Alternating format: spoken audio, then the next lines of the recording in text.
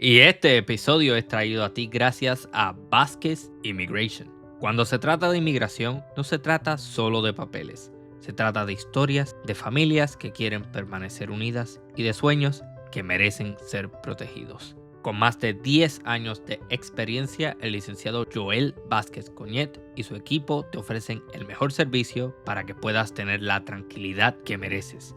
En Vázquez Immigration recibirás una orientación clara y honesta, guiándote paso a paso para que entiendas tus opciones y tomes las mejores decisiones. Así que no lo pienses más, llama al 708-998-2045 o visita VázquezImmigration.com.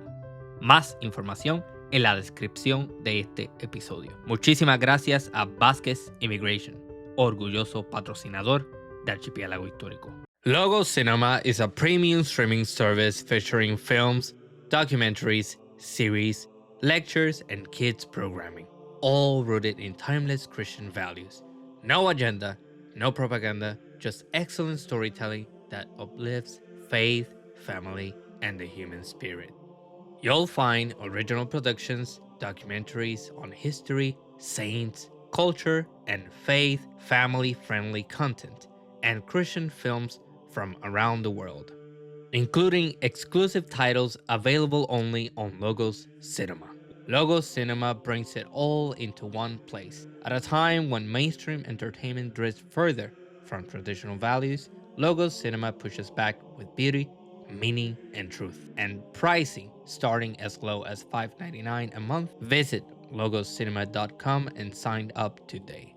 Join the movement to reclaim Christian storytelling. Subscribe now and support Orthodox creators.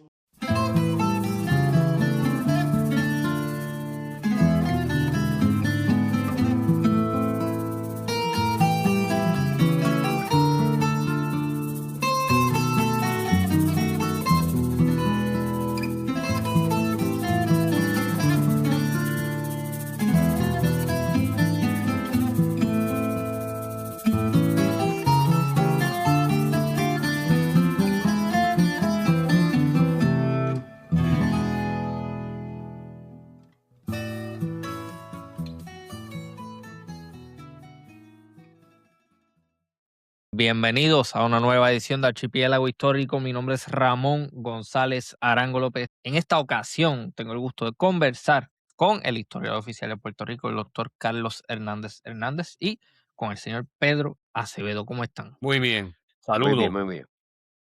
Buenos de días. Peñuela. Yo he grabado muy pocos episodios, yo creo que como 2 en total con 2 personas se puede hacer y es una chulería porque en este caso lo que tiene de especial este episodio es que estamos contando no solamente con un historiador, sino también con una persona que vivió y que es testigo ocular y de acción de procesos históricos específicamente en Nicaragua. ¿En dónde entienden es pertinente comenzar? Me imagino que lo ideal sería hablar con el señor Pedro Acevedo de cómo entra en contacto con todas estas corrientes. Me imagino que en la universidad, ¿no? De tu experiencia. Sí, mira, ¿cómo se entra en contacto? Pues mira, se entra en contacto desde la Universidad de Puerto Rico, mucho antes, con la situación de Nicaragua y también estando en la universidad, después de la huelga del 81, hay un ofrecimiento para ir a estudiar a Centroamérica, un programa de la Universidad de Tilburg de Holanda.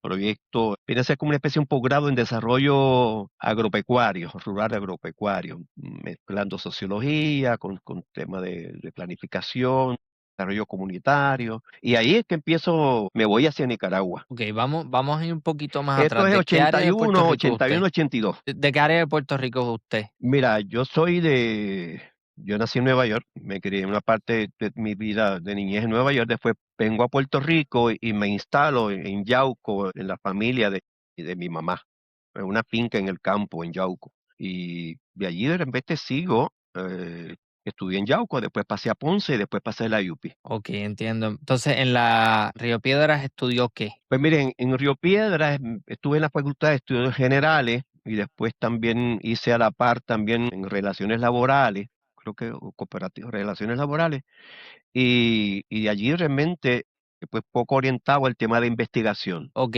Río Piedras siempre ha sido asociado, ¿verdad? Con movimientos de izquierda en Puerto Rico y, entre comillas, también siempre ha sido catalogado como un recinto relativamente revoltoso. ¿Cuáles eran las tendencias ideológicas con las cuales usted entra en contacto allí en Río Piedras? ¿Cómo era el Mm, panorama, el ambiente político? Mira, cuando yo vengo ya de la universidad, vengo desde Yauco, inclusive tuve la fortuna de haber conocido una serie de personajes vinculados a la Sí, política en Puerto Rico, de izquierda, Partido Independiente, Partido Socialista, bueno, antes MPI, Partido Independentista, y otros que tenían la vocación independentista, pero no militaban en un partido en específico, ¿no? Porque entendían que algunos no llenaban los requisitos que consideraban, y de allí venía un proceso también de discusión, de lectura, que también, y de reflexiones. Un poco eso te llevaba ya a tener cierto insumo. Cuando llegó a la Universidad de Puerto Rico, realmente ahí teníamos las expresiones, había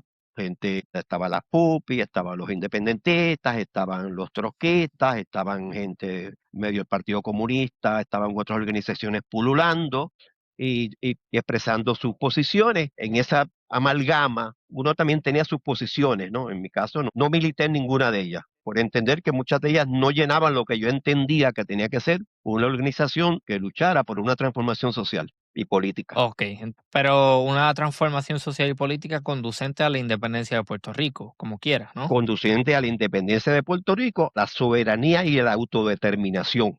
Gente, Enti- que entendía que tenía que ir en esa línea. Primero somos independentistas y después pasamos al concepto de sociedad que querramos. Ok, lo entiendo. Entonces, ok, usted tenía claro que la independencia, ese es el camino a seguir. Simplemente entiendo de momento en este contexto que no es que sea una pérdida de tiempo, pero ponernos a filosofar demasiado sobre, ok, vamos a seguir un modelo trotskista, vamos a seguir un modelo leninista, marxista, vamos a seguir un modelo XY. Eso no era de momento su prioridad. Sí, porque entendía que muchos de estos planteamientos, si tú los analizas bien, eran copia y calco. Era Claro. aplicar de manera mecánica en la realidad Ujú. nuestra unas condiciones que no se venían. Entonces Exacto. realmente era, como decimos en otros contextos, íbamos tan a la izquierda que llegábamos a la derecha por detrás. Le Entonces, daba la vuelta.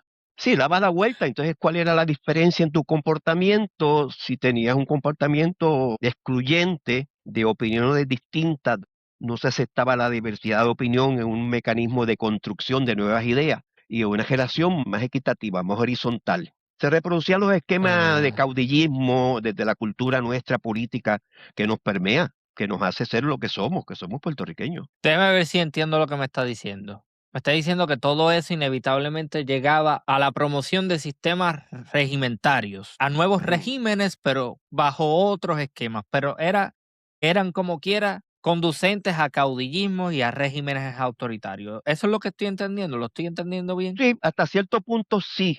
Un poco también yo vengo de esta interacción con estas personas en Yauco, que me recomendaron, inclusive hicieron unas buenas recomendaciones de que, como decimos en otros términos, fuera eficiente en mi trabajo con respecto a la transformación social. No eficaz, sino eficiente. O sea, ¿a qué me refiero con esto? En que no se perdiera el tiempo y estuviéramos promoviendo iniciativas que fueran para cambio real. No, a veces copiábamos ideas de los maoístas, de los trotskistas, pero que no se aplicaban en la realidad concreta nuestra. Y entonces, ¿esto qué te lleva? Te lleva también a que vas a chocar con ellos. Entonces, ya de entrada, cuando tú cuestionabas o que tú pedías una explicación, ya encontrabas de entrada un rechazo a ideas nuevas o a ideas que cuestionaran o lo que ya era uso y costumbre, llevar a cabo unas prácticas. Para eso yo entendía que ser de izquierda no tenía que estar militando necesariamente, obligatoriamente en un partido o en una organización, que todo es cuestión Ok. de tiempo y llega. Hay que ser consecuente con los planteamientos que uno entiende que tiene que hacerse. Tengo una pregunta para el doctor Hernández, pero antes, señor Acevedo, me gustaría que me dijera, entiendo lo que me está diciendo, pero sin embargo, algunos referentes ideológicos usted tenía que tener como quiera. ¿Cuáles eran esos Sí, referentes? ¿Cuáles eran esos autores, esos pensadores con los cuales usted se suscribía?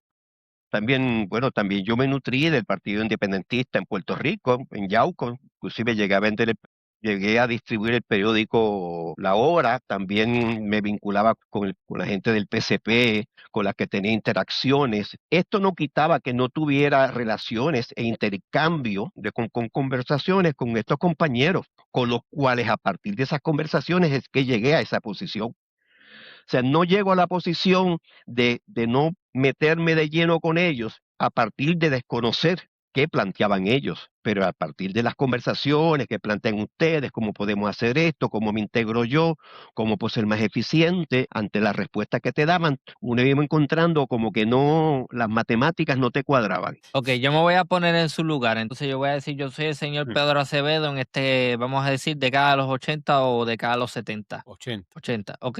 Sí. Entonces usted lo que está diciendo es, yo tengo claro de que mi objetivo es alcanzar los cambios sociales y alcanzar la soberanía de Puerto Rico. Ahí están todos estos grupos. No me alineo completamente a ninguno de ellos, pero me gusta hablar con todos ellos, aprender sus puntos de vista y entender cuáles son las ideas que me gustan y tomar un poquito de cada uno. Eso es lo que usted está haciendo en esta etapa de su... Eso es lo que se Ajá, hace en esa etapa, pues también buscaba, eso no negaba la colaboración con ellos en aquellos ujú, aspectos que coincidíamos. Y yo parto de que vamos a trabajar en función de aquellos elementos que nos unen. Había elementos que no, por lo tanto, no suscribían la totalidad de ese planteamiento. ok, Por entiendo. eso llego a la Entonces, conclusión, doctor, inclusive, tenemos ajá, un elemento, por eso con Carlos hemos discutido, hemos conversado muchas veces, que a veces planteamos que ser nacionalista es obligatorio de izquierda, pues ser nacionalista de derecha. Tú puedes ser un nacionalista de derecha y no es excluyente en la interacción que tengamos las dos partes como nacionalistas. es interesante porque si me pregunta a mí, yo nunca he asociado el nacionalismo con la izquierda, es un fenómeno moderno, o sea, Ah, reciente. Para mí el nacionalismo siempre ha sido de derecha. exacto. Vemos justo el ejemplo que tú planteas, tu posición. Ok, Yo planteo que los dos pueden inclusive coexistir en función de una etapa determinada. Ya después definirán los términos, pero en una etapa, tú como de derecha, yo que me considero transformador social y político, podemos coincidir en un trabajo de visibilizar en aquellos elementos que coincidimos. Llegará el momento de las diferencias y lo importante será establecer cómo nos vamos a poner de acuerdo cuando estemos en desacuerdo. ok. Doctor Hernández, por favor, guarde el comentario, pero le quiero hacer, el comentario que va a hacer es importante, pero quiero que no se pierda de vista la pregunta que le quiero hacer, que no se Claro. pierda porque es importante. El señor Acevedo hace alusión a unas ideologías que se querían calcar y pegar en Puerto Rico como si fuera, fíjate, la misma situación de Perú, la misma situación de Rusia, la misma de Cuba. ¿Qué ejemplos concretos nos puede dar de estas mentalidades de, ok, vamos a traer ese mismo comunismo y esperar o socialismo y esperar que funcione en Puerto Rico como si fuera la misma realidad rusa del siglo XIX? Seguro, en el caso de esta generación, están bien afectadas por la Revolución Cubana, afectadas, ¿verdad? Están recibiendo todo ese insumo, todo eso que está pasando allá se está revelando en Puerto Rico porque no solamente la Revolución Cubana se quedó en el caso de Cuba, hubo unas discusiones extraordinarias, incluso cuando muere Albizu Campo, el Che Guevara dice que en un discurso en Naciones Unidas, dice que ese es el último libertador de América. Fidel Castro hace un compromiso por la independencia de Puerto Rico, por el socialismo. Entonces, estos jóvenes, hay una cosa que hay que señalar, estos no son intelectuales, estos no son individuos académicos, son niños, 21, 22 años que podía tener Pedro, algunos 22 años. No hay Sí, una por ahí. madurez política, hay un acercamiento a todas estas ideas, ¿verdad? Y ahí el ser humano es 95% emoción y 5% de razonamiento. Y en esa emoción, pues te va a mover, ¿verdad? Este asunto. Cuando tú hablas, por ejemplo, Pedro habla y tú hablas de la derecha, del nacionalismo, aun cuando el nacionalismo pueda asumir posturas de derecha, es de izquierda en el sentido porque está cuestionando el orden establecido. Y al cuestionar el orden establecido, pasa a ser de izquierda, ¿verdad? Visto desde el esquema, ¿verdad? De Estados Unidos, de cómo está montado esto. Entonces, sus acciones, el accionar, pues puede ser de derecha, como en el caso de Albizu, ¿verdad? Que sus propuestas pues estaban más cercanas al capitalismo tradicional, de un capitalismo nacionalista. Aquí no hay en lo más mínimo una propuesta de Albizu a favor del marxismo, de los compañeros y de todo. No, no, nada de eso. Es es cómo puede ser romántico, ¿verdad? Como pasaron en muchos de los procesos nacionales. Esto es bien reciente, esto es bien reciente. Nosotros hablamos de nacionalismo, el nacionalismo empieza realmente a principios del siglo XIX. Anteriormente eran para que los jóvenes que nos están escuchando vieron la serie Game of Thrones, estamos hablando de Game of Thrones, eso era. O sea, no había una concepción de unos estados con una gerencia, eso se va formando poco a poco. Claro, Puerto Rico y Cuba quedan a la vera del camino, los demás países se independizan, pero esa independencia es una construcción de ese nacionalismo. No es que el nacionalismo esté primero y luego, no, no, no, no. Esto en el caso de América Latina, por ejemplo, es un movimiento de cúpula. Son las cúpulas de los hijos Ujú. del poder que se atrincheran y luego se crea el nacionalismo, no antes. Incluso en Estados Unidos, cuando Inglaterra invade Estados Unidos en 1812, ahí que comienza el nacionalismo norteamericano, no existía, porque esas 13 colonias tenían una serie de contradicciones entre sí. Entonces, ahí es que dice, se quemó la bandera y como quiera flotaba y todo eso es, ahí se crea el himno de Estados Unidos, el tío Sam, etcétera. Todos esos símbolos surgen después de la independencia, no antes de la independencia. En el caso nuestro, pues que llevamos 500 años, 100 años, ¿verdad?, de lucha por la independencia, pues la cultura ha sido acorralada, ¿verdad? Por esta visión de, por ejemplo, en las primeras décadas del siglo XX, del 98 al 40, la enseñanza fue en inglés. No es English as a second language, no, es inglés para eliminar al español. Entonces eso te da una fortaleza a la gente. Eh, claro, hay que entrar en unas contradicciones, ¿verdad? Cuando se dice que el país cayó en una crisis y que soñaban con España, esa es la clase dominante. A la clase pobre no le importó lo más mínimo eso, al contrario, vieron en Estados Unidos una forma, los obreros, por ejemplo, los obreros no tenían derecho a la huelga, los afrodescendientes encontraron en la huelga una manera de ser. Hay un refrán bien racista que decía mi abuelo, decía, tras de negro, republicano. Pero ese republicanismo le dio unas esperanzas a la gente desposeída en Puerto Rico. Entonces tú lo puedes ver como gente conservadora, etcétera, pero no. Entonces, estos muchachos que hacen se acercan a veces de manera romántica, 21 años, 22 años, tú vives obsesionado, ¿verdad? Con ese mundo que se está creando y pagas las consecuencias porque en el momento que estamos hablando había una represión tremenda en Puerto Rico.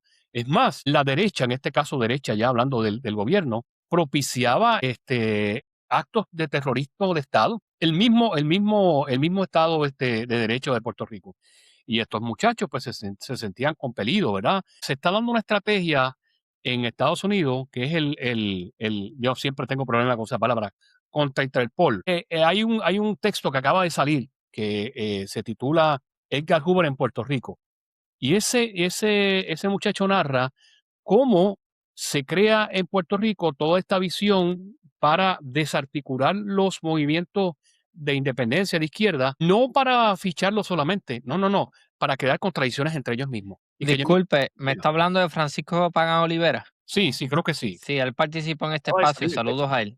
delirante, fascinante, un texto que se lo recomiendo a los que no están viendo el programa. Ujú. Y narra lo que es. Entonces ahí tú te das cuenta de que aquí, ¿verdad? Sin uno caer en la defensa del Partido Popular y cosas, eso era imposible en la independencia, señores. Esta gente tenía un dominio pleno del país e ideológicamente estaban convencidos de que esto no iba a pasar, punto. Y que la Ok. represión venía. Eso sería un milagro solamente, ¿verdad? No, no, yo estoy muy contento de que haya dado en ese punto de este romanticismo asociado a estas edades, porque nos pasa a todos. Incluso yo recuerdo con unos escasos 18, 19 años ver esta película de Che Guevara y haber terminado de ver esa película y decir, dame un rifle, me voy para la Sierra Maestra hoy mismo. O Claro, claro. sea, es cómico, pero en esas edades el idealismo y el romanticismo es como usted está diciendo, el 5% realmente es lo que es racional. El otro 95% es pura emoción. Pura, vamos a cambiar el mundo Claro. con toda la pasión del mundo. Entonces, quería hacer otra pregunta, porque acabo de hacer una conexión, estamos hablando de finales de los 70.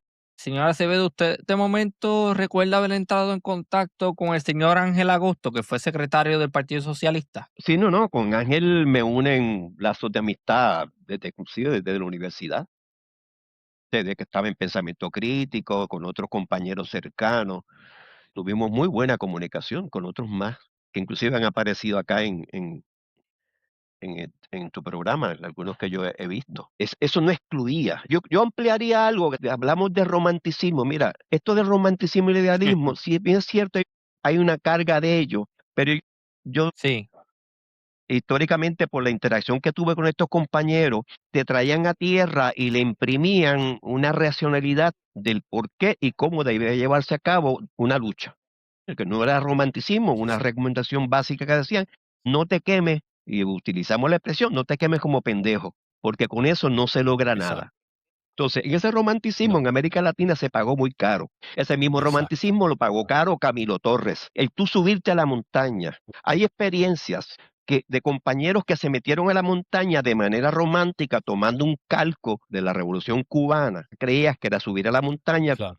con una mochila y un fusil, sin tener base social, sin tener línea de abastecimiento y terminaron muertos. Una de las columnas que podemos hablar que poco se ha tomado es una columna de los cinchoneros en Honduras, que en el 81 y el 82 salió de Nicaragua en una forma como invasión, replicando la invasión de Fidel cuando llega a Cuba, y ya al mes y medio ya no quedaba uno de los 111 compañeros que iban en esa columna. O sea, entraron sin base social. Claro. Como nosotros en la montaña estábamos si la contra o ese hombre de la contrarrevolución que se estaba moviendo en la zona tenía base social o no tenía, sin preguntarle a nadie, es meramente observación. Preguntábamos qué tan grande era la mochila que cargaba. Si esa mochila llevaba allí habichuela, arroz, azúcar, olla, significa que no tenía base social.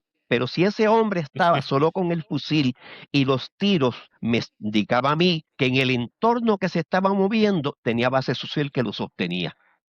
Fíjate solo eso. Exacto. De la misma manera que ok. nosotros, Se- cuando yo tuve, sí, ese no, romanticismo es está, pero que, también tiene que decantar hacia una racionalidad y buscar cómo tú Exacto. ser más eficiente. Mira, yo lo vi en Claro. Nicaragua, yo llego a Nicaragua cuando se está armando el Estado.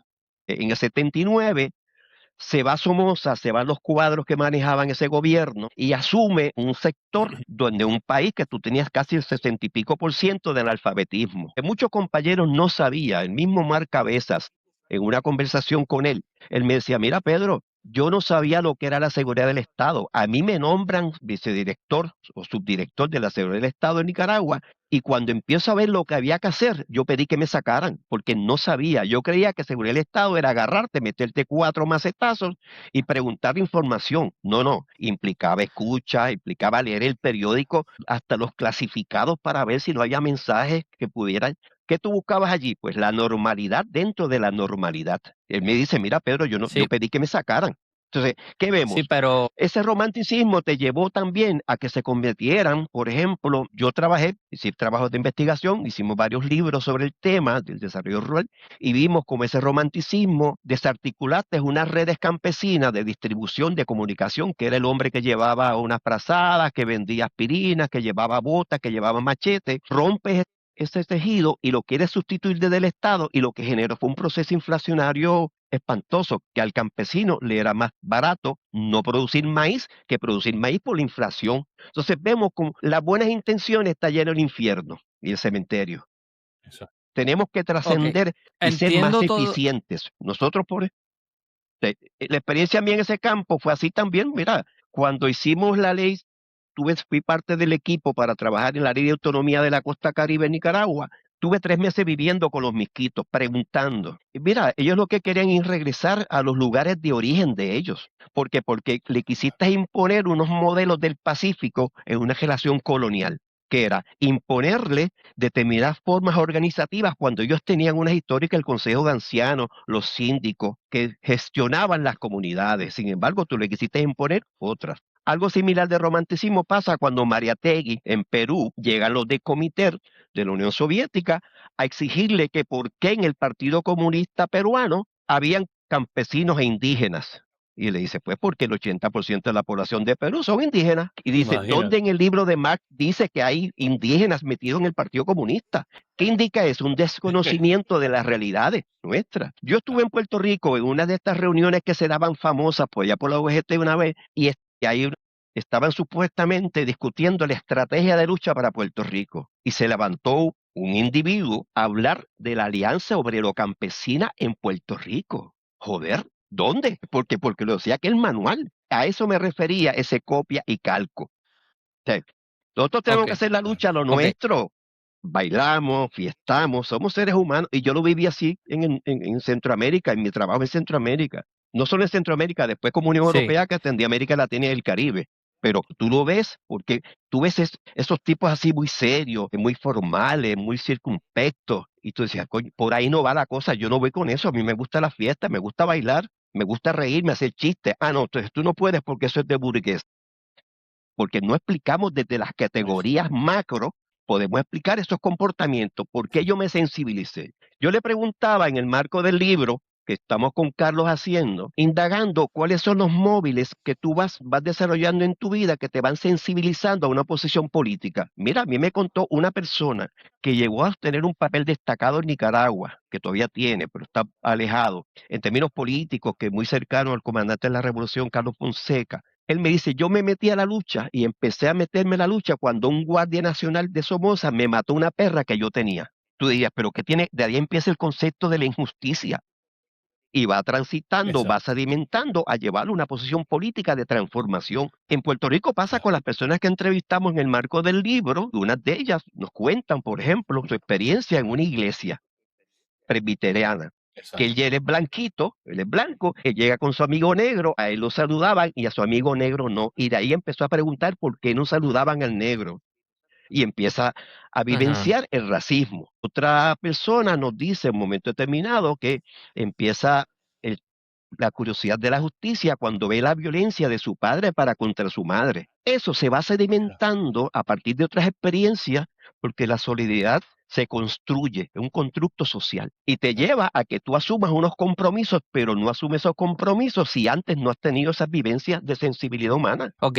Yo veo que ha tocado el tema de la Ujú. pasión y todo eso y ha clarificado el punto. Se lo agradezco. Sin embargo, creo que todavía no podemos llegar a Nicaragua sin haber primero discutido cierto contexto, porque yo entiendo todo lo que usted me acaba de decir, pero que en base a todas las conversaciones y a todo lo que me he podido educar, entiendo las referencias, pero no necesariamente mucha gente en la audiencia lo hará. Y por eso es que yo quiero ir poquito a poco, porque, por ejemplo, empezó a hablar de un fulano que se llama Camilo. ¿Quién es este Camilo? Camilo Torres, Camilo Ajá. Torres, el cura guerrillero que muere co- en Colombia, el de la teología de liberación. Colombia, Él sube de manera romántica, te pero incorporas a la guerrilla, fue rector pero primero.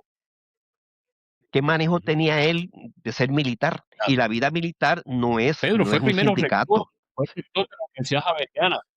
Él fue el rector de la ¿sí? Universidad Javeriana de Colombia. Entonces empieza a radicalizarse. Entonces, desde la misma posición que tiene el rector, da mensajes de cambio, como lo que estamos hablando, ¿verdad? Mira, una de las cosas que está hablando Pedro son los condicionamientos de la mente. Como los condicionamientos de la mente a través de la cultura, a través de años de condicionamiento, ¿verdad? De normalización de cosas que no son normales, te van llevando a que tú te enfrentas a esa realidad. Entonces, el caso que le está poniendo del padre maltratante, del novio maltratante, de problemas que tú hayas tenido con tu familia, cómo eso se convierte en un cauce para luego hacer toda una revolución y tratar de crear lo que decía el Che Guevara, el hombre nuevo, y entonces romper con todo eso. Entonces, es como un exorcismo de toda esa violencia que tú has tenido, que es la violencia del otro, ¿verdad? Que te despersonaliza, que es como el ejemplo que pone Pedro del muchacho negro, ¿verdad? Aquí se abolió la esclavitud, pero no se abolió el prejuicio racial. No, no, aquí sigue el prejuicio racial y te lo vas a sentir. El otro día contaba una amiga de un actor nuestro, que no voy a decir el nombre, él estaba en un hotel y fue a un gimnasio, el gimnasio del hotel, cuando sale del gimnasio del hotel, que va, ¿verdad? Pasa por el centro donde está la encargada, le dice, ay, qué bueno, tú eres el muchacho del Uber que llegó. No, yo no soy un muchacho de Uber, yo soy un tipo que me estoy haciendo ejercicio. Si hubiese sido el tipo de ojos azules, ese era un tipo que, no, es un dignatario que está ahí, ¿verdad? Es un médico. Pero si ya tú cargas ese asunto que para ellos es, rebasa, ¿verdad? La normalización, pues ya tú eres distinto. Entonces, la revolución se convierte en este cauce para la gente poder lidiar todos esos problemas internos que tienen casi psicológicos, ¿verdad? Por eso nosotros utilizamos en el texto los marcadores de contexto. Pero esos marcadores de contexto, que hay un estudioso que se llama Gregory Payson, tiene un texto de escritura, Pasos hacia la ecología de la mente. Y él identifica esos mecanismos de contexto como que moldean al ser humano y eso los lleva a asumir determinadas experiencias educativas, psicológicas, filosóficas. Y en este caso, nosotros identificamos cuáles mecanismos funcionan en Puerto Rico. Pues mira, estaba el Partido Socialista con toda su prédica, ¿verdad? Estaba toda la represión, en este caso, de la administración de Carlos Romero Barceló, del Cerro Maravilla, la lucha en Vieques, el asesinato de Adolfina Villanueva, el desalojo de Villa Sin Miedo, la huelga del 81, la teología de la liberación. Ha sacado un libro, Samuel Silva Cotay, que es una cosa excepcional. Es la segunda parte donde él trabaja del 30 a la década del 70, cómo fue los movimientos de protestantes y evangélicos en Puerto Rico que asumieron una actitud totalmente de izquierda, de cambio, ¿verdad?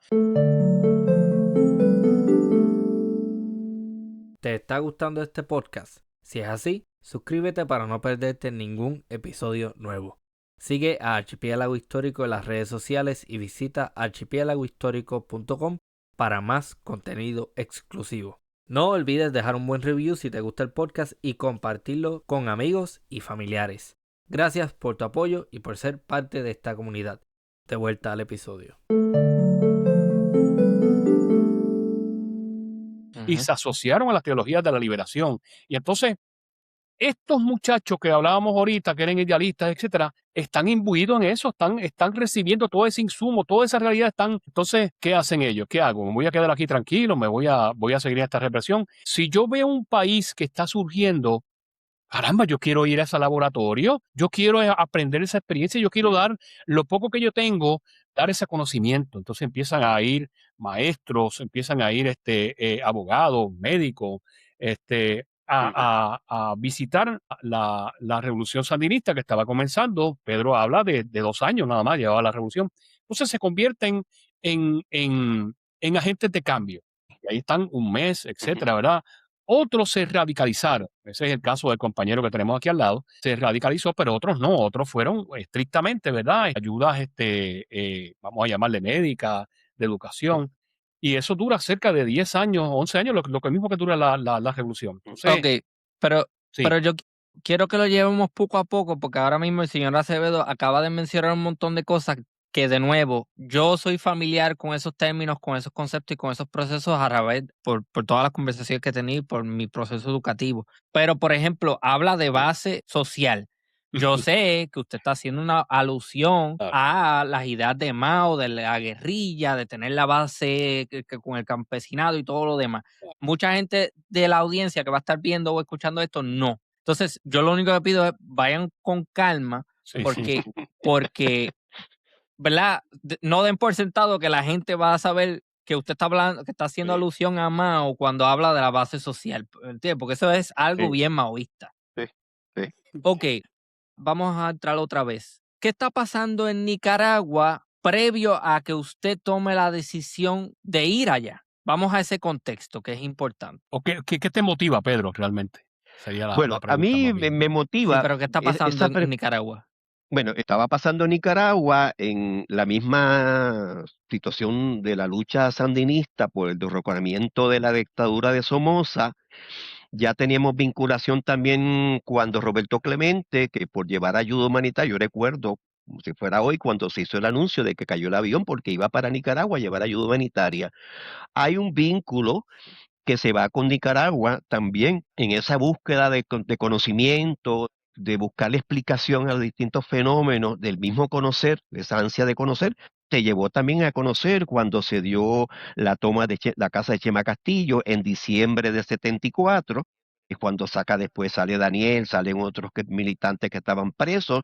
Después la toma del Palacio, que García Márquez escribe un libro, también Eduardo Galeano, que se vincula a ese proceso, el padre de la teología de liberación, que usaba la boina, que se me olvida el nombre en este momento, que era muy amigo de Quique Sí, sí, Colón, poeta, el padre un cardenal, poeta. poeta, y Sí, Ernesto también Cardenal. En ese tiempo también nosotros, por los vínculos que había con compañeros del PCP o otros no eran del PCP que habían salido en esos procesos de separación, habíamos estado también buscando cómo inclusive incorporarnos en el Frente Sur, ¿verdad? Que era donde estaba, si llegaba más internacionalista, en esa consecuencia de ser internacionalista, de esa lucha, pues estaban pensando, no se dio, ¿verdad? Por muchas razones, desde el punto de vista logístico, no claridad de lo que se quería y se pretendía hacer, cuál era realmente podía ser tu aporte con lo que tú conocías, porque muchas veces ese romanticismo ha llevado a generar problemas. Un paréntesis, en el 2001, un terremoto en El Salvador, y se hablaba, le anunciaba que no había agua, y entonces un compañero de los bomberos de Nicaragua agarró una pipa de agua y la llenó de agua para llevar a El Salvador. Pero ¿qué pasa? Cuando llegó allá no tenía ni cómo estar, tuvieron que buscarle dinero para regresarlo. Y era un problema de agua en algunos sectores. Entonces ese romanticismo de atender unas emergencias. ¿Qué pasa? De allí estamos pendientes de la lucha. Cuando el 79, que están los Panamericanos en Puerto Rico, yo recuerdo haber sido parte de la celebración del triunfo de la Revolución Sandinista. Y después de ello, entra la huelga, entra Villa Sin Miedo, entra la vivienda Rolling Hill, que uno participaba. Entra inclusive la participación en círculos de estudio, en ese ánimo de seguir buscando explicación. Estaba con Pedro, uno que yo recuerdo muy bien, Pedro Adorno Viejo, ¿verdad? Que del Movimiento Obrero Unido, del sindicalismo, con otros temas, con el tema de economía, la lectura de discusión del capital. Ya había una sensibilidad sobre ello, pero también había una acumulación de experiencias de vivencia, de solidaridad y de discusión. Yo todavía en Yauco, recuerdo, estando en 70, 71, te discutíamos con unos señores por qué el Che se había ido a Bolivia, toda la discusión que había. Y no se me olvida que fue un Ujú. elemento marcador en mi vida cuando yo estoy en 9º grado, el 9 de octubre del 67, no sé si fue un lunes o martes, con la clase de un profesor que nos daba estudios sociales, que había sido militar y que nosotros le teníamos por mal nombre Pelapapa, porque había estado en la cocina. Él sale, se ufana, sale alegre, manifestando su alegría cuando se anuncia el asesinato del Che. Y eso a mí me impresionó desde el punto de vista ético con una persona que nos daba clase, que era un maestro, que tenía ese referente, se alegraba y pegaba gritos, parece histérico, porque habían asesinado a un ser humano. Esos elementos también te marcan. Después con el tiempo yo tuve la oportunidad de hablar con el antropólogo que fue el que identificó los restos del Che en Bolivia. Que tuve esa oportunidad. Entonces, ¿qué pasa? Eso va también, se van sedimentando, como bien lo explica Carlos, con esos marcadores de contexto, y te llevan de que cuando se me presenta la oportunidad de irme a estudiar a Centroamérica, y cuando se me dice Ujú. entonces que en Nicaragua, digo, pues coño, aquí está una posibilidad de tú ver en la concreta algo que tú has semblanteado, pero que no la tienes porque es verla Exacto, de carne y hueso. Y es ver también, y exacto. me alegro haberlo vivido porque me permitió desmistificar esos procesos y verlo desde adentro y verlo cómo se construye un ministerio o lo que en Puerto Rico sería una secretaría de educación, de reforma agraria, de atender a los campesinos, porque no había referencia. Yo recuerdo que para la segunda ley de reforma agraria que tuvimos, participé de manera así, no tenía mucho, pero ¿qué hacía? Para poder participar en las reuniones, en la noche me tenía que meter una lectura para mañana llegar con elementos, porque lo que estábamos tampoco teníamos mucha idea clara, porque los manuales que existían no nos daban para entender la realidad concreta del campesinado nicaragüense, que inclusive el del norte es diferente al del oeste y al del centro de Nicaragua. Por lo tanto, teníamos que adecuar ese conocimiento y construir a partir de esa vivencia para dar respuesta. Aún así no nos eximió de haber cometido errores, de los que uno también, pero parte de ese aprendizaje porque no estaba un manual escrito. Esos son esos procesos sociales, de ahí pues me voy identificando, por eso es que yo me identifico, voy a la escuela, hacemos trabajo de investigación, participamos en proyectos de ley. Yo tuve la oportunidad también de participar en la elaboración del documento que se presentó en la Conferencia Mundial de Reforma Agraria en Uruguay y que fue también insumo para la demanda que se estableció en la Corte Internacional de la Haya, en la cual Nicaragua le ganó ese caso a Estados Unidos y tuvo que indemnizar, debió haber indemnizado con 18.000 millones de dólares, que era el monto económico del daño causado por las personas que ellos financiaron. Y eso no era.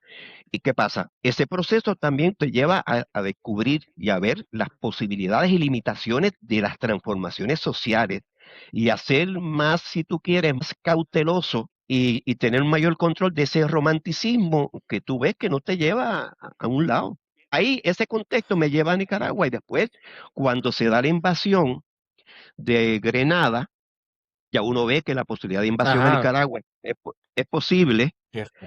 Y allí la pregunta era, yo estaba 2 semanas de graduarme, era oficialmente graduado, partíamos con otros compañeros de América Central, de Panamá, del Caribe, y que tomó la decisión de irme a la defensa circular de Managua porque entendía que era la única forma que podíamos hacer para evitar eh, o aportar un granito de arena para evitar esa invasión, o evitarla no, o hacerla más difícil, porque tampoco, yo lo digo, mi área vengo más de lo académico, de la investigación, más de 40 años en términos de investigación cualitativa y cuantitativa en América Central, pero tuve que asumir, y además la vida militar no me gustó, pero aún así tuve que asumirla, ¿verdad? Porque entendía que era la única forma de que tenía para contrarrestar esa amenaza. Inclusive, en mi planteamiento, yo soy de los que establezco que los ejércitos es la expresión del fracaso de la humanidad, de la sociedad, porque realmente tenemos que recurrir a ellos para imponer unas ideas. Que los que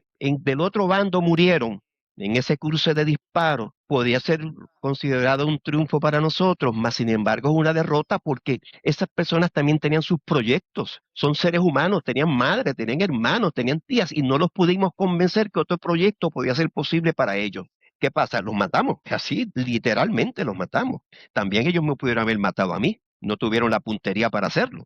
Pero ¿qué pasa? Eso también te lleva, por eso insisto en ese romanticismo, ese idealismo, y aplicarle una dosis de realismo y también de planificación, porque nosotros lo vemos trasladado a Puerto Rico como izquierda política, social, a veces tenemos como tribus y no tenemos un norte claro, no hay una planificación estratégica en la que se establezca que tú puedas valorar que tu esfuerzo diario en qué medida contribuye a ese objetivo estratégico de transformar una realidad. ¿Qué pasa?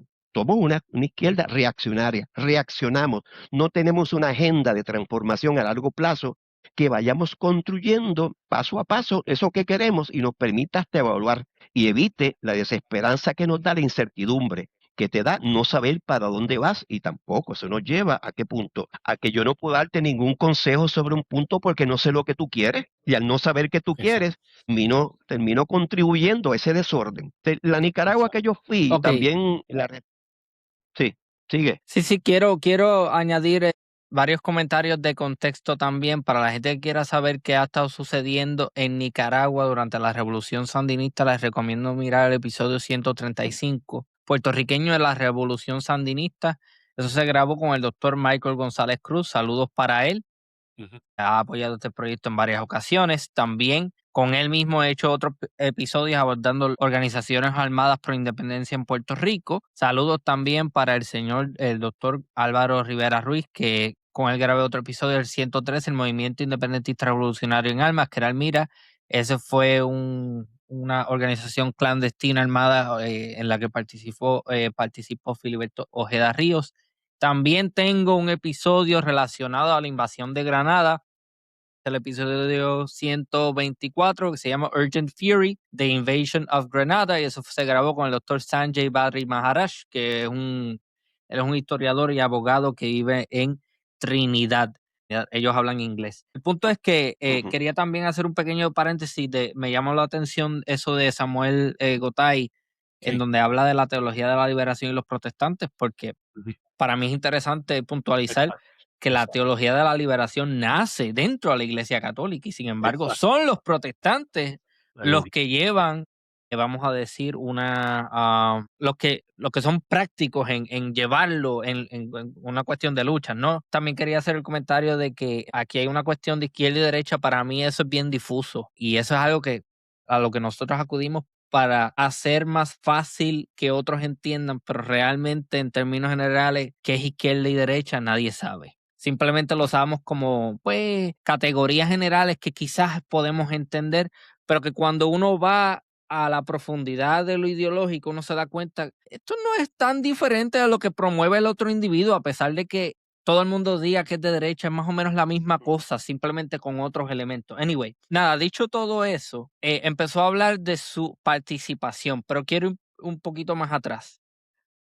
Háblenos, por favor, del proceso de ingreso a a la guerrilla? ¿Cómo entra? ¿Cómo es reclutado? ¿Cómo es entrenado? Antes de empezar a hablar de ya la contienda militar. Mira, el proceso yo, utilizando estos términos de moda, en boga, me autoconvoco. A partir de que estando en la escuela, estando en un entorno con esas características, participábamos como parte de las milicias populares que eran a la población civil, se le entrenaba el uso y manejo de armas ante cualquier eventualidad para la defensa, ¿no? También se participaba en la defensa del espacio inmediato de tu barrio, ¿no? Se hacía vigilancia, controlando si había antisociales, si había algo que estuviera fuera de lugar, y también el mismo trabajo en las comunidades.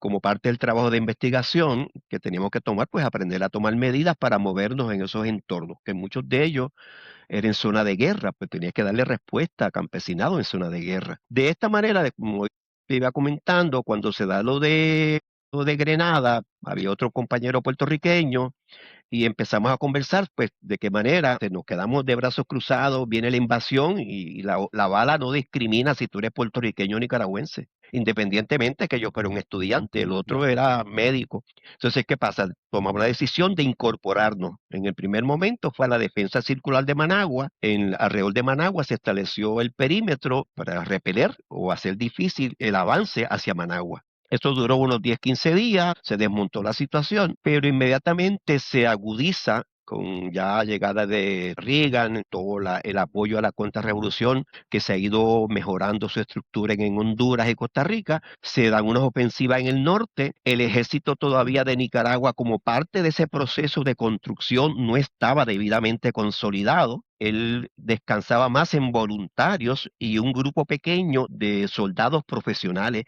que muchos de ellos habían ido a Cuba a cursos cortos para medio resolver el problema, porque tú no tenías tiempo de mandarlos a una academia 4 años, tenías que resolver ya. Y si vemos que en el 1970, el libro que escribió Humberto Ortega sobre la insurrección en Nicaragua, él habla de que en el 78, septiembre de 1978, ellos, los terceristas, esa tendencia tercerista, que era una de las más numerosas, 78 militantes. ¿Qué significa? Que al menos de un año tú estás tomando el gobierno, el poder. O sea, ¿cuántos pudieron haber crecido? ¿A 2.000, 3.000? Pero ¿qué formación política tenían esos que crecieron? Es más, un dato, cuando se establecer la militancia para el Frente Sandinista, se le llamó la segunda promoción porque la primera promoción era una medalla, un reconocimiento, se le dio a los caídos, a los muertos, a los asesinados. Y la segunda promoción se destinó a aquellos que habían participado.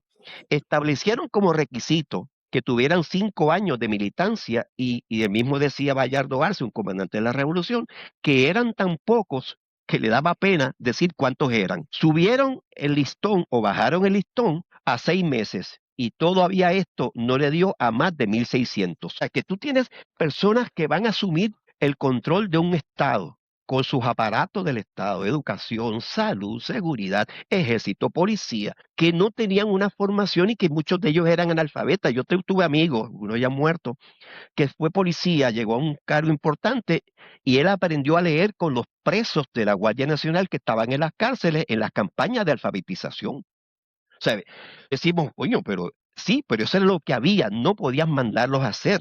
Yo tengo el caso, hay compañeros que tuvieron, yo le contaba justamente ayer, le hablaba a Carlos, un compañero, que el 18 de abril de 1984, para cumplir 14 años, estaba en la unidad nuestra y le pegan un tiro y quedó ciego. 14 años. En otros lugares esto era imposible, pero tenías que resolver. En ese momento, cuando se dio esa crisis, que el ejército no tenía solidez todavía, no había un proceso de desarrollo, se descansaba sobre las milicias que eran población civil voluntaria que se desplazaba por 2, 3 meses a la montaña. Nosotros, en el caso nuestro, la unidad nuestra estuvo un año prácticamente, pero eran otras características que tenía. Decidimos nosotros entonces irnos. Ya teníamos relación con jefatura, ya nos conocían, e inclusive subimos a la montaña a atender esa situación, que fue atender Huihuilí, que queda fronterizo con Honduras, con la República de Honduras, que la divide el río Coco, Tahuán Blanc, La Colonia, las comunidades Mayagna, en la zona de río Coco también, y allí nos pasamos un año.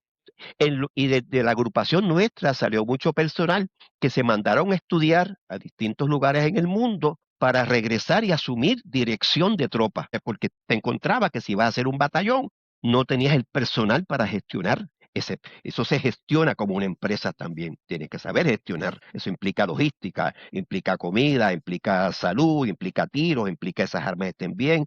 Que no te llegue el aceite para limpiar los fusiles en la montaña puede ser la diferencia entre la vida y la muerte de una compañía. Entonces, estos aspectos que están detrás, poco visibles, pues había que entenderlo.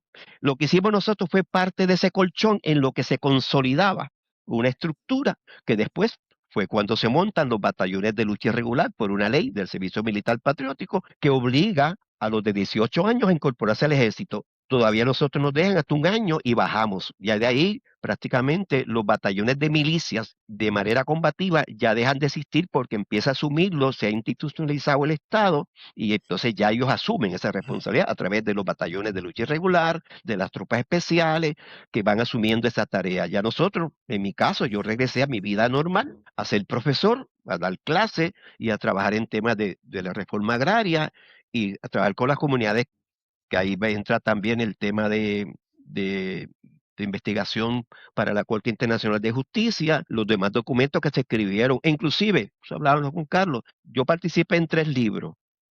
Sin embargo, nosotros no firmábamos los libros porque lo interesante era que el libro tuviese una función práctica para lo que se quería. Uno era sobre la producción en Nicaragua, saber qué se producía, dónde se producía y quién lo producía.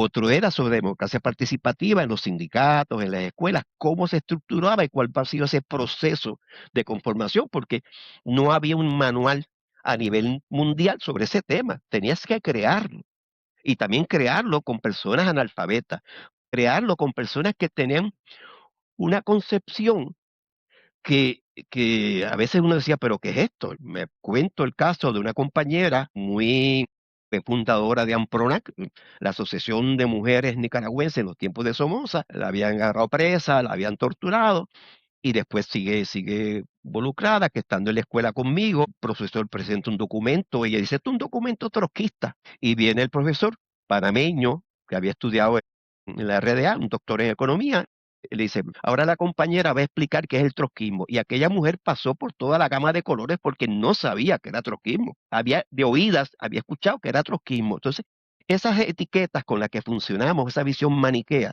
te lleva a veces a no entender y a no ver esos matices que hacen la diferencia. Como bien dice Carlos, en los detalles está el diablo. Ese proceso Ok, que nos lleva y quiero me tocó preguntarle. asumir una responsabilidad. Ok, quiero Sí, preguntarle al doctor Hernández, por favor, denos el contexto histórico y yo lo que quiero también la gente entienda cuál era el elemento ideológico del Estado nicaragüense para ese entonces y por qué estaba sucediendo que ameritó que Estados Unidos interviniera invadiendo, financiando contras. Quiero que por favor nos hable de eso para que la gente entienda un Bueno, poquito si nos qué es lo que vamos está pasando. si nos vamos antes de la revolución, hay un dictador, ¿verdad? Hay un dictador, Somoza, que son padre e hijo. El hijo va a suceder también al padre. Este señor se educa en Estados Unidos, se va a estudiar a West Point. Eso no era ningún imbécil, este es un tipo con una capacidad extraordinaria. Entonces, esto era en consono con la política de Estados Unidos, ¿verdad? Hay un refrán que dice, sabemos que Somoza es un HP, pero este es nuestro HP y lo vamos a defender, por no decir la palabra correcta que decía el presidente de Estados Unidos. Y entonces surge esta revolución, esto que menciona el compañero Pedro, pero la revolución es incipiente, estamos hablando de pocas personas. Lo que hace la transformación es el hambre. Si no hay hambre, por ahí siempre cuando le hablan a los estudiantes de la Revolución Francesa y los enciclopedistas y cómo toda esa ideología, ¿verdad? De la puesta en marcha del capitalismo frente a las estructuras de la monarquía. Esos son ideas, señores. La realidad, lo que mueve a la gente es el hambre, la desesperación. Y en el caso de Nicaragua, el pueblo se fue al frente ¿verdad? De los sandinistas. Se fue al frente, punto, se acabó. Ellos se desesperaron. Si nos vamos a la década, ¿verdad? De los 20 y los 30, pues surge un señor, ¿verdad? Que es el que le da el nombre a la revolución, Augusto César Sandino, que es asesinado, que la gente lo vincula, ¿verdad? Con Riggs en Puerto Rico. Y curiosamente, el día que matan a Riggs, se han cumplido 2 años del asesinato de Sandino. No sé si es casualidad o si había una pretensión en hacerlo. La cosa es que dice la historia que Albizu su revólver 38 tenía una explicación que dio Riggs al New York Times de cómo se hizo toda esa emboscada contra Sandino. Eso lo tenía, Albizu Campo tenía ese periodo, o sea que no desconocían las luchas que se estaban dando. ¿Qué sucede? Esta revolución, como hemos dicho, ¿verdad? Pues Ujú. aspira a cambiar esa realidad de injusticia social. Ojo, bien importante, la revolución no es una cosa homogénea. Ahí, al interior de la revolución y del pueblo nicaragüense, hay personas ultraconservadoras, hay personas que incluso entre las entrevistas que hemos hecho, ellos resisten la llegada de estos puertorriqueños. Llegasen esta gente aquí, o sea, que vienen estos tipos a hacer aquí a Nicaragua. Tú sabes, ¿quiénes son esta gente? O sea, es una mirada de no solamente de curiosidad, mucho de rechazo, ¿verdad? Porque las revoluciones no son homogéneas. Las revoluciones se tragan a los líderes, eventualmente, ¿verdad? Todos llegan unidos con el propósito de ganar, como pasó en la Revolución Francesa, y poco a poco esos lideratos se van matando unos a los otros, ¿verdad? Para que se dé un acomodo real en el asunto. Insisto, la revolución no es homogénea. Esta muchacha, la poeta, Yaconda Belli, ella fue la ministra de Cultura y ella dice, cuando nosotros llegamos a la televisión, ¿qué íbamos a hacer en la televisión? Pues seguimos dando el hombre nuclear y la Mujer Maravilla. Dice, ¿cómo es posible? ¿Cómo es posible que esta gente que están hablando de socialismo y de los compañeros comunistas sigan dando la televisión la Mujer Maravilla? Y ¿qué íbamos a hacer? Dijo ella. No teníamos otra forma de llevar la cultura. Luego empieza, ¿verdad? Toda esta campaña de alfabetización y ahí empieza a madurar. Pero todo esto se está, como dice Pedro, componiendo simultáneamente. La historia se está escribiendo de muchachos que no tenían experiencia, lo más mínimo, ¿verdad? El nivel del analfabetismo todavía hoy en Nicaragua es alto. La pobreza es alto, o sea, es alta. No hay Ujú. una, ¿cómo se llama? Una cultura de lectura, de meditación. No, señor. Entonces, la revolución se forja en esa esperanza, porque ahorita hablábamos del idealismo, etcétera. Oiga, tampoco es tan idealista. Esta gente asume el poder, tratan de hacer unos cambios, ¿verdad? Tratan de llevar a cabo toda esa revolución. Se encuentran con todas esas contradicciones que dice Pedro. Lamentablemente se dejan llevar por el guión y tú en este caso no puedes llevarte por el guión. Tú tienes que improvisar y adaptar la revolución a la realidad que tú tienes al frente. De lo contrario, pues, pasó lo que pasó. Lamentablemente, para muchos de estos revolucionarios que entregaron su vida, que desgraciadamente, ¿verdad? No estuvieron bien después de todo lo que pasó, no se logró los objetivos finales porque hay que adaptar esa realidad, ¿verdad? En el caso nuestro, se nos hace ajeno entender eso porque la lucha por la independencia, en el caso del PIB, por ejemplo, es ir a votar cada 4 años. Con el mayor respeto a los compañeros del PIB, eso no es una revolución. En una revolución, tú armas una discusión ideológica y tú hablas con la gente de carne y hueso. Vamos a poner un ejemplo. Yo voy a hablar de los problemas de Aguadilla. Y en Aguadilla hay una serie de problemas, ¿verdad?, que queremos atajar nosotros a través de esta revolución que vamos a hacer. Y eso va a ser el lunes a las 10 de la mañana. Nos vamos a reunir en tal sitio, en el Comité X de Aguadilla, de José de Diego. Y ahí se establecen ¿verdad?, unas encuestas, cuáles son los problemas, y vamos a trabajar en eso. A partir del martes, vamos a ver qué podemos hacer para impactar la comunidad. Lo que pasa en Aguadilla no es lo mismo que pasa en Orocovi, ni es lo mismo que pasa en Jayuya, ni es lo mismo que pasa en Fajardo. Los integrantes de ese equipo hacen un proceso revolucionario. No, no es correcto eso. No.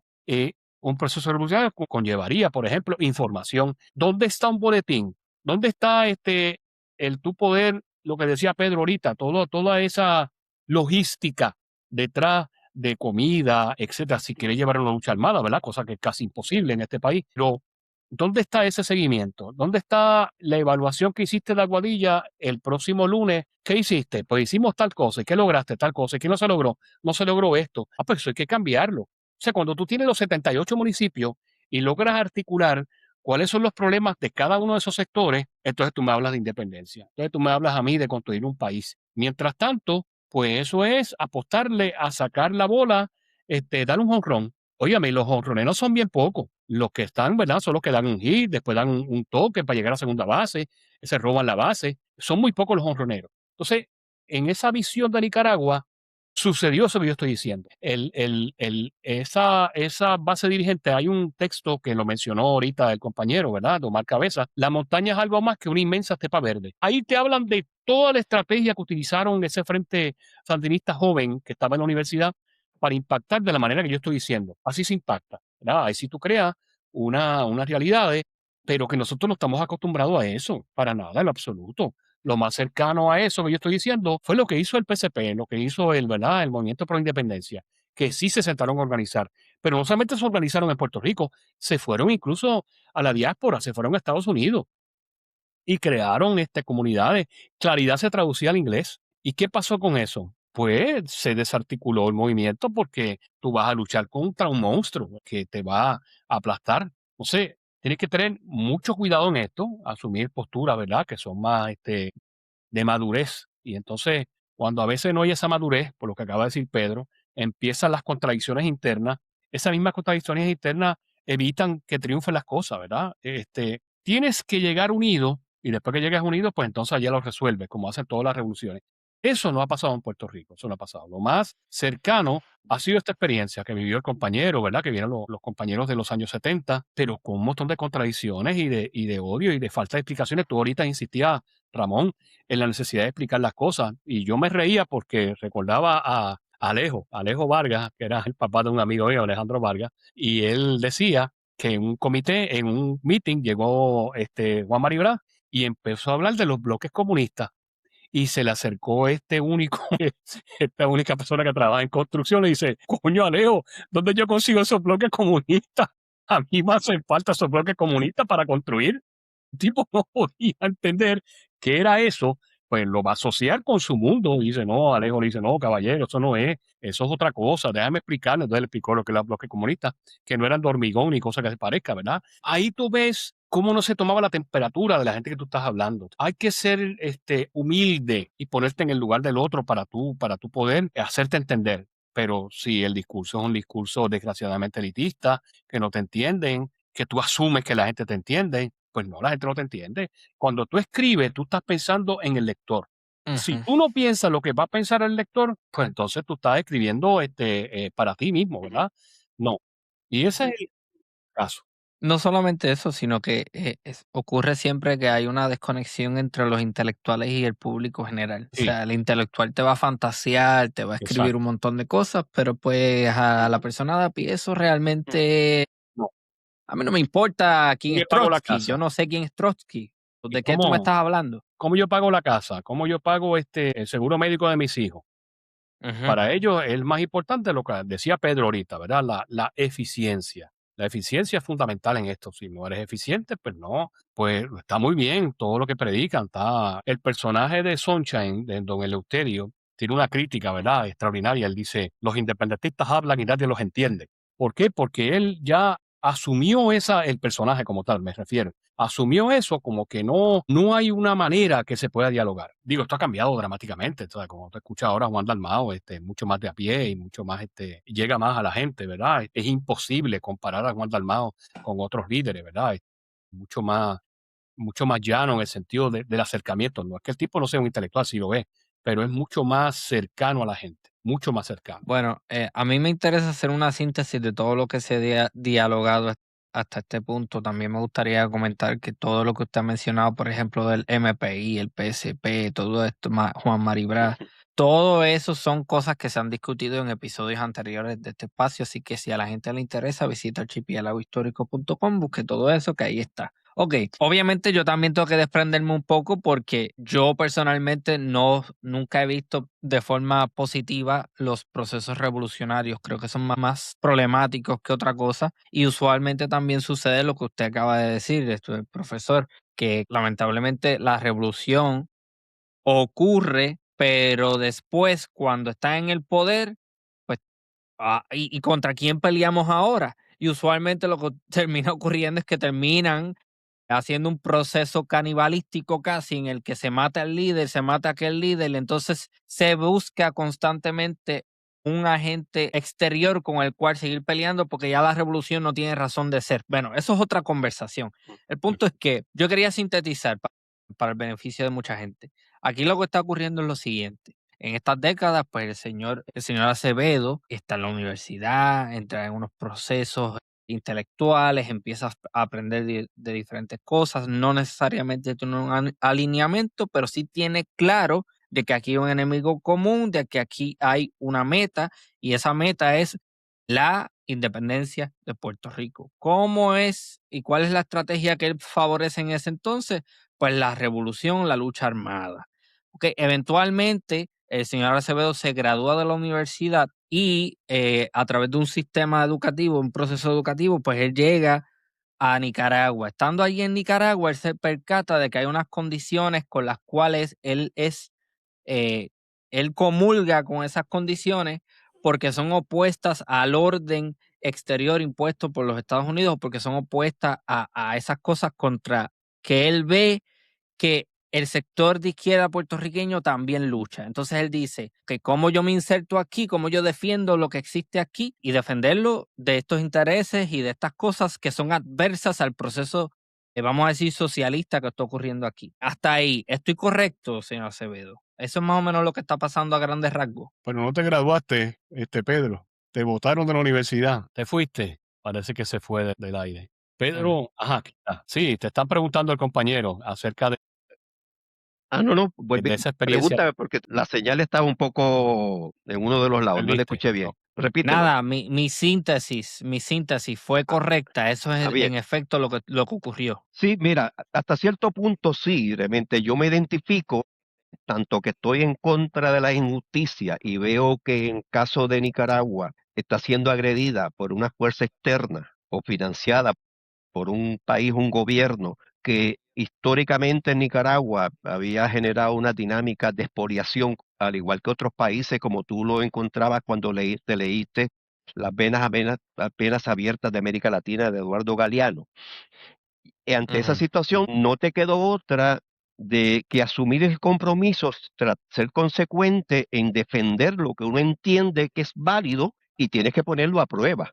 Y en ese caso no hay para filosofía, independientemente de mi Ya. formación. Después yo hice agronomía, hice una licenciatura en agronomía y una maestría en desarrollo rural y microplanificación. Fui profesor de la universidad. ¿Qué pasa? Ante esa situación y viendo la situación de desventaja que tiene un país y la tendencia que tenemos a estar con el más desprotegido, pues asumí una responsabilidad. Yo no era un militar de carrera. Yo fui militar por necesidad y por conciencia. Por conciencia, porque entendí que eso era lo que había que hacer y no había otra. Yo hubiese deseado sentarme a discutir, pero no había esa. Y por necesidad, porque tenía que apoyar ese proceso físicamente. Y en ese proceso me fui metiendo e inclusive yo entré como un soldado. Y después ya la semana me pasaron de jefe de cuadra, después me fueron ascendiendo, pero yo decía, en otros contextos yo no hubiese pasado de soldado. Sin embargo, yo llegué a ser jefe de operaciones de un batallón de la Brigada Presidencial, que en un momento llegamos a tener 599 hombres. Después terminamos en 174, que fue lo que bajamos al año, entre los que se fueron a estudiar fuera, los que se enfermaron con lepra de montaña, los heridos, y apenas los 6, 11, 14 muertos que tuvimos en todo el año de operaciones en la montaña. Entonces, ¿qué pasa? En esa línea y después me volví a integrar a la vida civil, además que yo nunca me consideré militar, hacer trabajo de seguir apoyando ese proceso, de mi aporte académico, de los estudios que se hicieron socioeconómicos, pero realmente es tratar de uno ser consecuente con lo que uno entiende que es lo que debe hacerse, para que tú tengas tu nivel de conciencia tranquila, que se hizo lo que uno entendió en ese momento que había que hacer. Ojo, estoy en contra de las guerras, pero no me dejaste alternativa ante la situación. Y de esa manera, pues realmente se vivió esa experiencia. Mira, yo lo que me considero una persona ordinaria que vivió momentos extraordinarios en ese proceso y todavía se siguen viviendo, igual que mi relación con otros países, en El Salvador y con Guatemala en ese tiempo. Pero ¿qué pasa? Hay que asumir, hablamos de consecuencias, pero también eso se va dando desde unos valores que te fueron inculcados en una familia. El respeto, el compromiso, el estar en contra de la injusticia, ser solidario. Mi abuelo era un señor que en el campo llegaba alguien enfermo y llévate la gallina, llévate los huevos, le daba. Si tú vas viviendo y vas encarnando esas prácticas. Tú no puedes ser solidario si no se aprende. Tú tienes la capacidad de empatizar. Eso está dado por las neuronas espejo. Es la capacidad intrínseca de tu cerebro que te viene con unas neuronas, esa capacidad.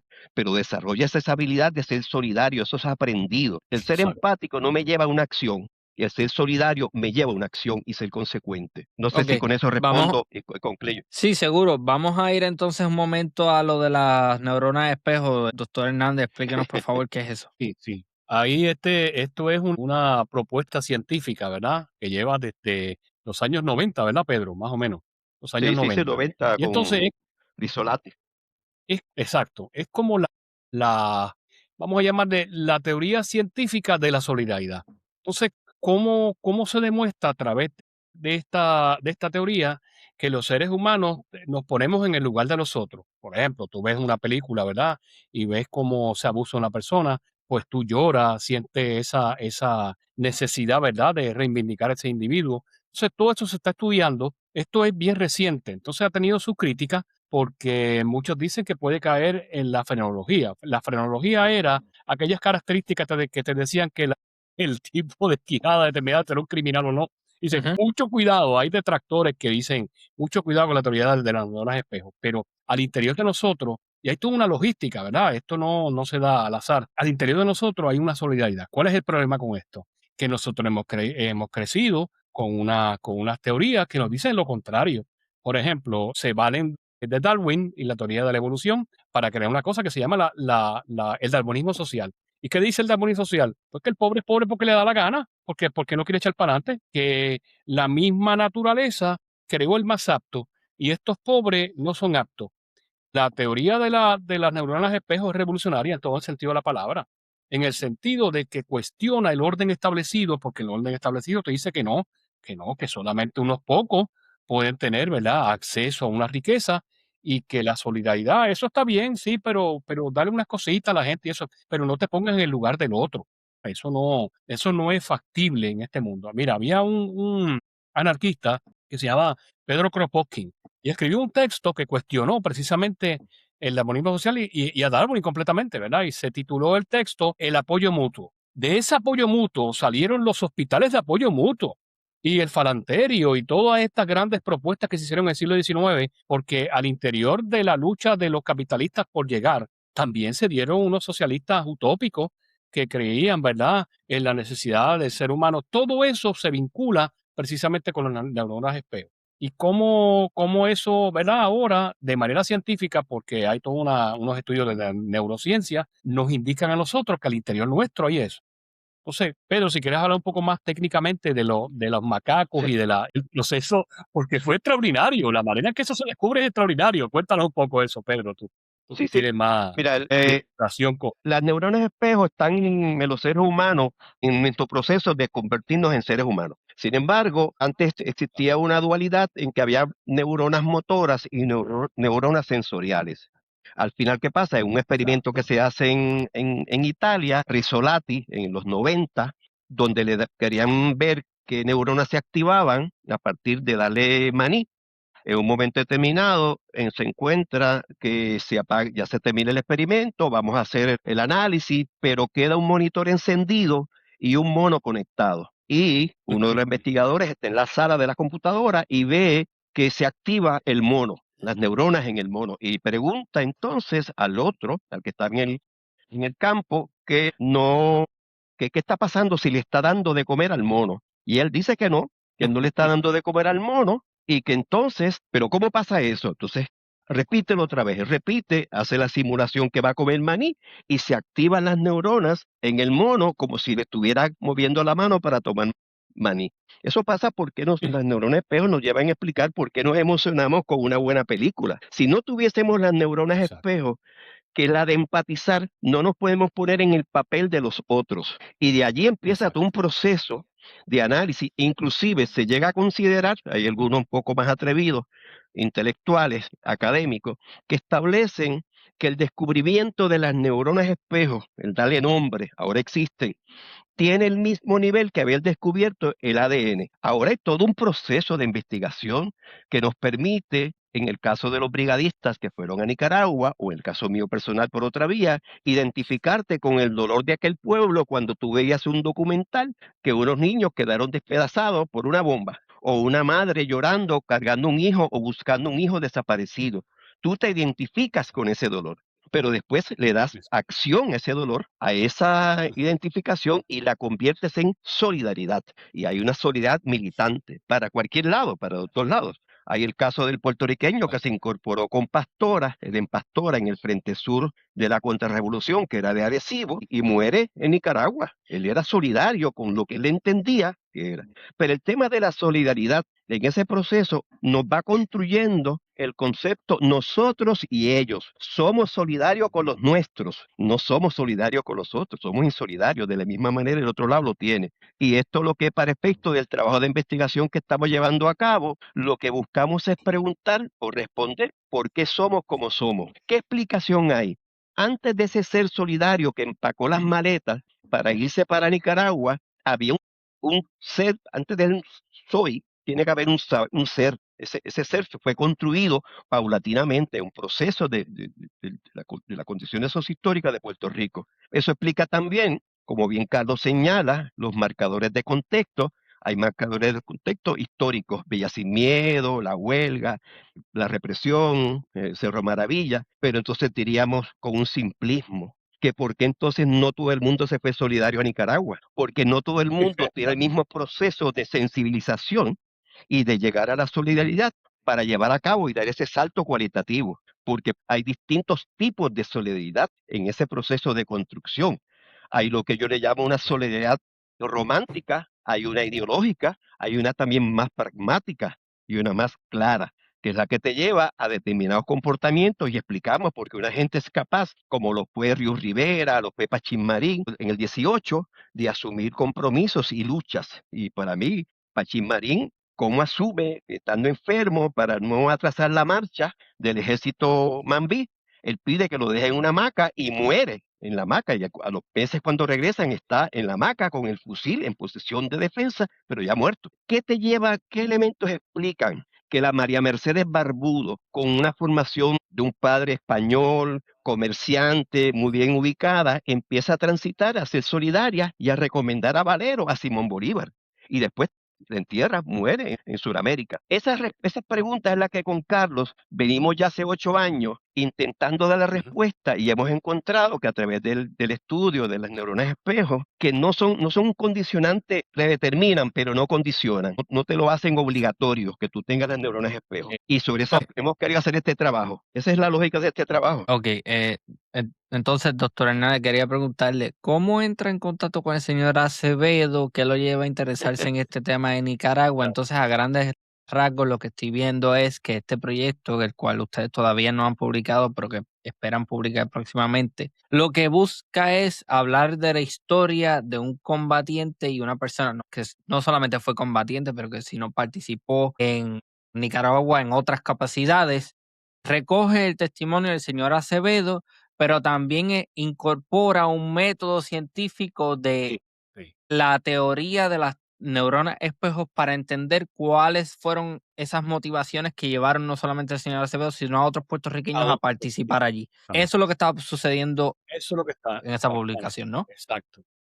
Como yo conozco a Pedro, yo voy a Nicaragua a un congreso de historia oral. Y entonces Michael me dice, mira, está este compañero que vive en Nicaragua, me da el teléfono, llamo a Pedro, Pedro me consigue en un establecimiento de un garaje, ¿verdad? Y nos comimos algo.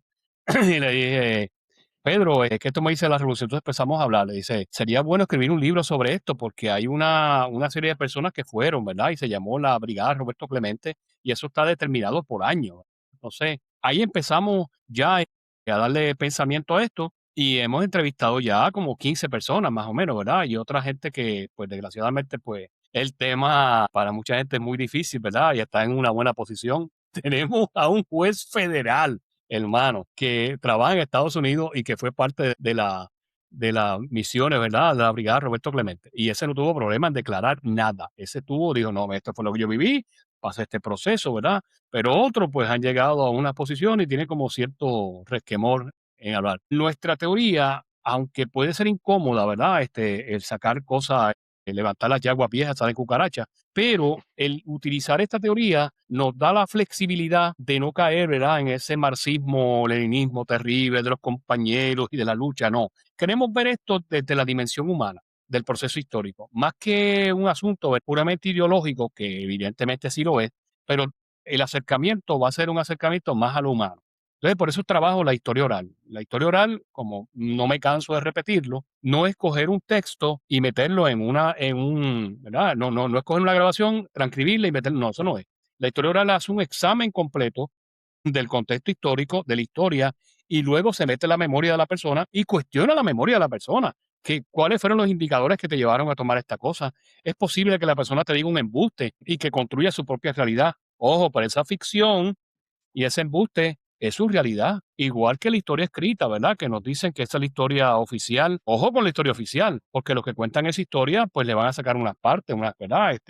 Y lo van a hacer desde el punto de vista de todos sus prejuicios, porque los prejuicios no se eliminan de esto. Pues el que habla, el que vivió la experiencia, esos es prejuicios también. Entonces, ¿cómo tú logras que esta persona te converse, ¿verdad? Y que se sienta, es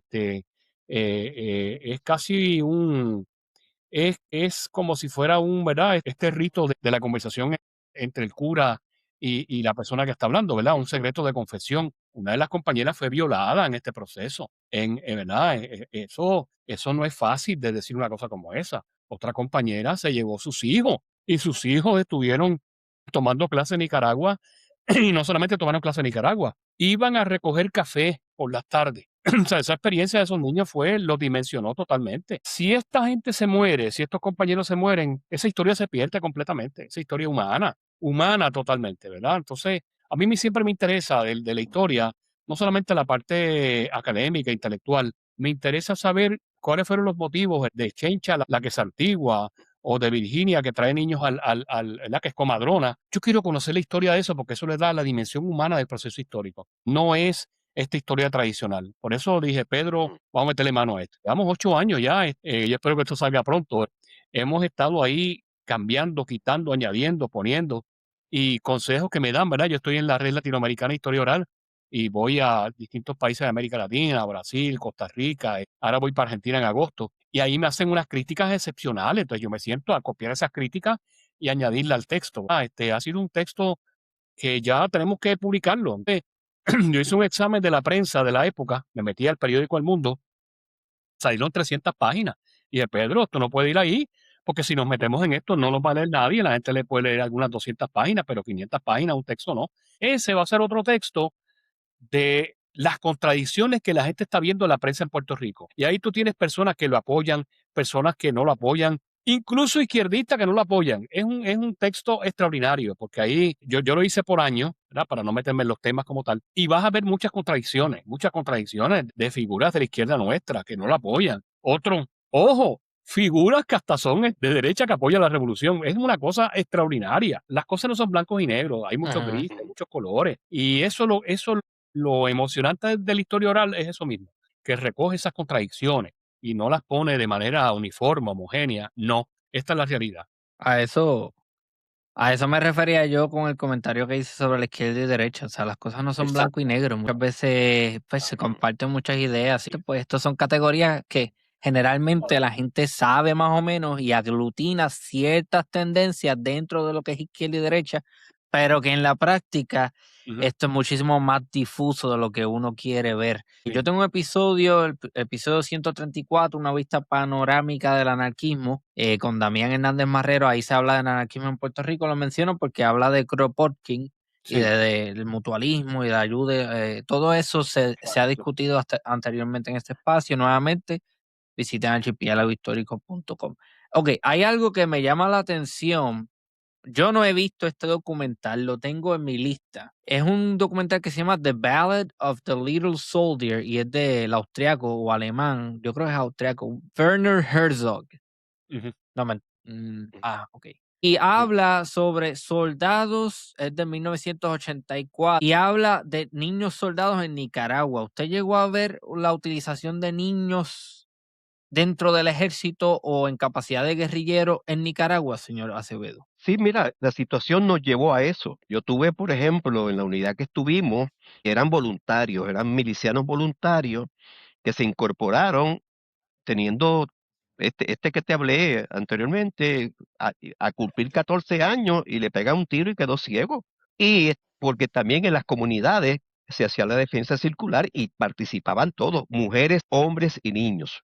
Entonces, realmente, Sí, porque la agresión que venía de parte de la contrarrevolución financiada por Estados Unidos no discriminaba en que tú fueras un niño. Hay el caso famoso en Río San Juan, fronterizo con Costa Rica, donde una señora se mete con sus 3 hijos a un refugio y la contrarrevolución le tiró una granada y los mató a los 4. No hubo, eran niños de 2 años, uno de 2, de 4 y de 8. Realmente sí, se vive, es una realidad. Desconocerla e ignorarla, eso te lo lleva a las mismas circunstancias. A uno le duele, porque a veces uno, ya yo tenía una formación académica, tenía una formación militar, de una formación política, y me encontraba con niños de 13, 14 años, ¿de qué íbamos a hablar? ¿Qué mundo tenía ese niño cuando no había salido de su pueblo? Tú tenías exacto. viajes, habías viajado por América Latina, pero ellos no. Entonces realmente ellos entendían que había que defender. Es más, es posible que no supieran que era revolución y Nada. muchos de ellos murieron sin darse cuenta que fue así, que esa es la desgracia.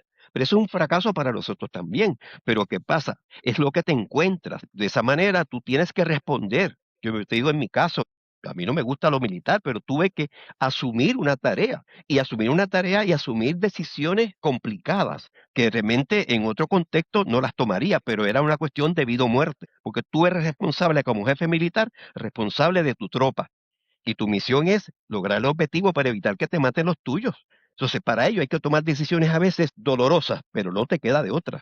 Ver niños, sí había niños, había niñas también, pero realmente Ah, tampoco es tan grande como pueden decirlo para utilizar de allí y satanizar. Es la realidad y lo que te tocó hacer. tengo otra pregunta para usted porque me llama la atención eso de la madre con los niños que defiende. Entonces, quiero entender algo, porque ya hicimos una diferenciación entre lo que es el grupo de intelectuales y lo que es el campesino común y corriente que no sabe leer, que no sabe de política, que no sabe de cosas ideológicas. Pero me está hablando de este caso de una madre con niños participando en la contienda No, militar. Entonces, mi pregunta es la ella no estaba siguiente. participando, no, ella no participaba, ella estaba en una comunidad que fue atacada y ella se Ah. mete en un refugio y entonces la contrarrevolución, aún viendo que había una mujer que entró, le tiró una granada de fragmentación y los mató a los 4. No era porque el campesino que defendía su tierra, ¿cuál es la demanda histórica de los campesinos en América Latina? Es tierra, reforma agraria. Claro. Por eso. Entonces, ¿qué pasa? Y además sus necesidades van en dependencia en la medida que va satisfaciendo sus necesidades. No es lo Casi. mismo, Carlos, tú con una formación académica, una persona analfabeta, que se mueve más por el sentido común. Yo quiero tierra, el gobierno le ofrece tierra, y los otros, el enemigo, dice, no, esos son comunistas, que esos no te van a entregar la tierra, se los gana, o algunos los secuestraban y los convertían a las fuerzas militares. En la contrarrevolución también hubo niños, porque te secuestraban a la población y se la llevaban. Y eso está documentado, está datado. Y de esa Ok. manera te viste involucrado toda la población en ese proceso, Ok, desgraciadamente. usted acaba de contestarle entonces mi pregunta que era, ¿qué lleva al campesinado, o sea, dentro de un paréntesis, ignorante y sin carácter ideológico, a defender a la revolución sandinista de la agresión de los contras? Entonces, usted me está Sí, contestando esa pregunta ahora mismo. era también la defensa, la búsqueda de tierra, pero también la represión. Una represión que en lugares significó que como el patrón o el terrateniente quería tierras, había que desplazar esa población y se desplazó. En el caso de Nicaragua, un caso famoso, en los 70, cuando se empieza a sembrar algodón en el Pacífico de Nicaragua, como había poblaciones dispersas, se da un programa de agarrarlos, de tomarlos y llevarlos a la zona húmeda, a la selva, que ahí se forma una comunidad que se llama Nueva Guinea y tiene este nombre Nuevo León. ¿Qué pasa? En estas zonas la represión era de que el campesinado pues, querían que estuviera supeditado al gobierno, a los líderes locales, supeditado, pagos más salarios, salarios bajos, a veces le gustaba al militar, le gustaba la hija, se la llevaba, o la violaba, o también le robaba las cosas que tenía. Entonces, esa molestia también por la injusticia que se llevaba a cabo en ese régimen dictatorial que controlaba de una manera que no permitía la misma participación de ella al nivel que tuviesen. Y al final, pues tampoco tenían tierra. ¿Dónde estaban? En la frontera agrícola, en la montaña metidos, allí buscando cómo sobrevivir.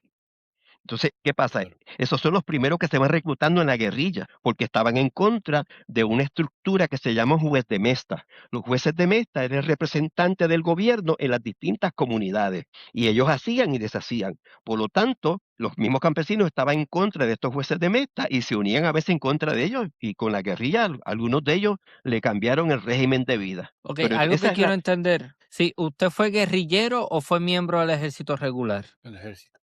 fue del ejército como prácticamente, sí, más ejército, porque nunca fui de un ejército regular como tal, pues en la práctica, si alguien busca el nombre, pues no aparece, porque realmente tampoco nosotros teníamos la idea de figurar, una por nuestra condición, en mi caso condición de puertorriqueño, que podía haber sido un objeto de interés militar, estando dentro de la misma zona de guerra, pues nosotros operamos también en el borde fronterizo con Honduras, de realmente agarrar un Pero puertorriqueño ahí.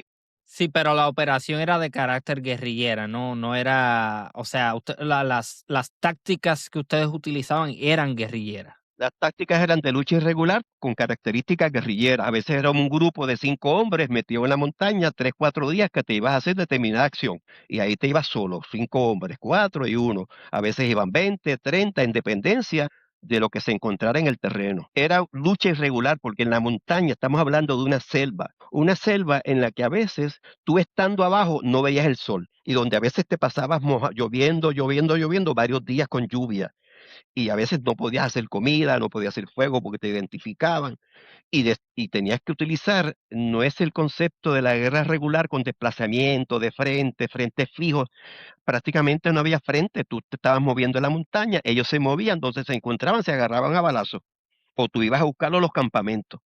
Pero entonces tenía ese carácter, eso pasaba a nosotros. En un momento determinado que se acabó la comida, la mula que cargaba los morteros, pues te la comiste.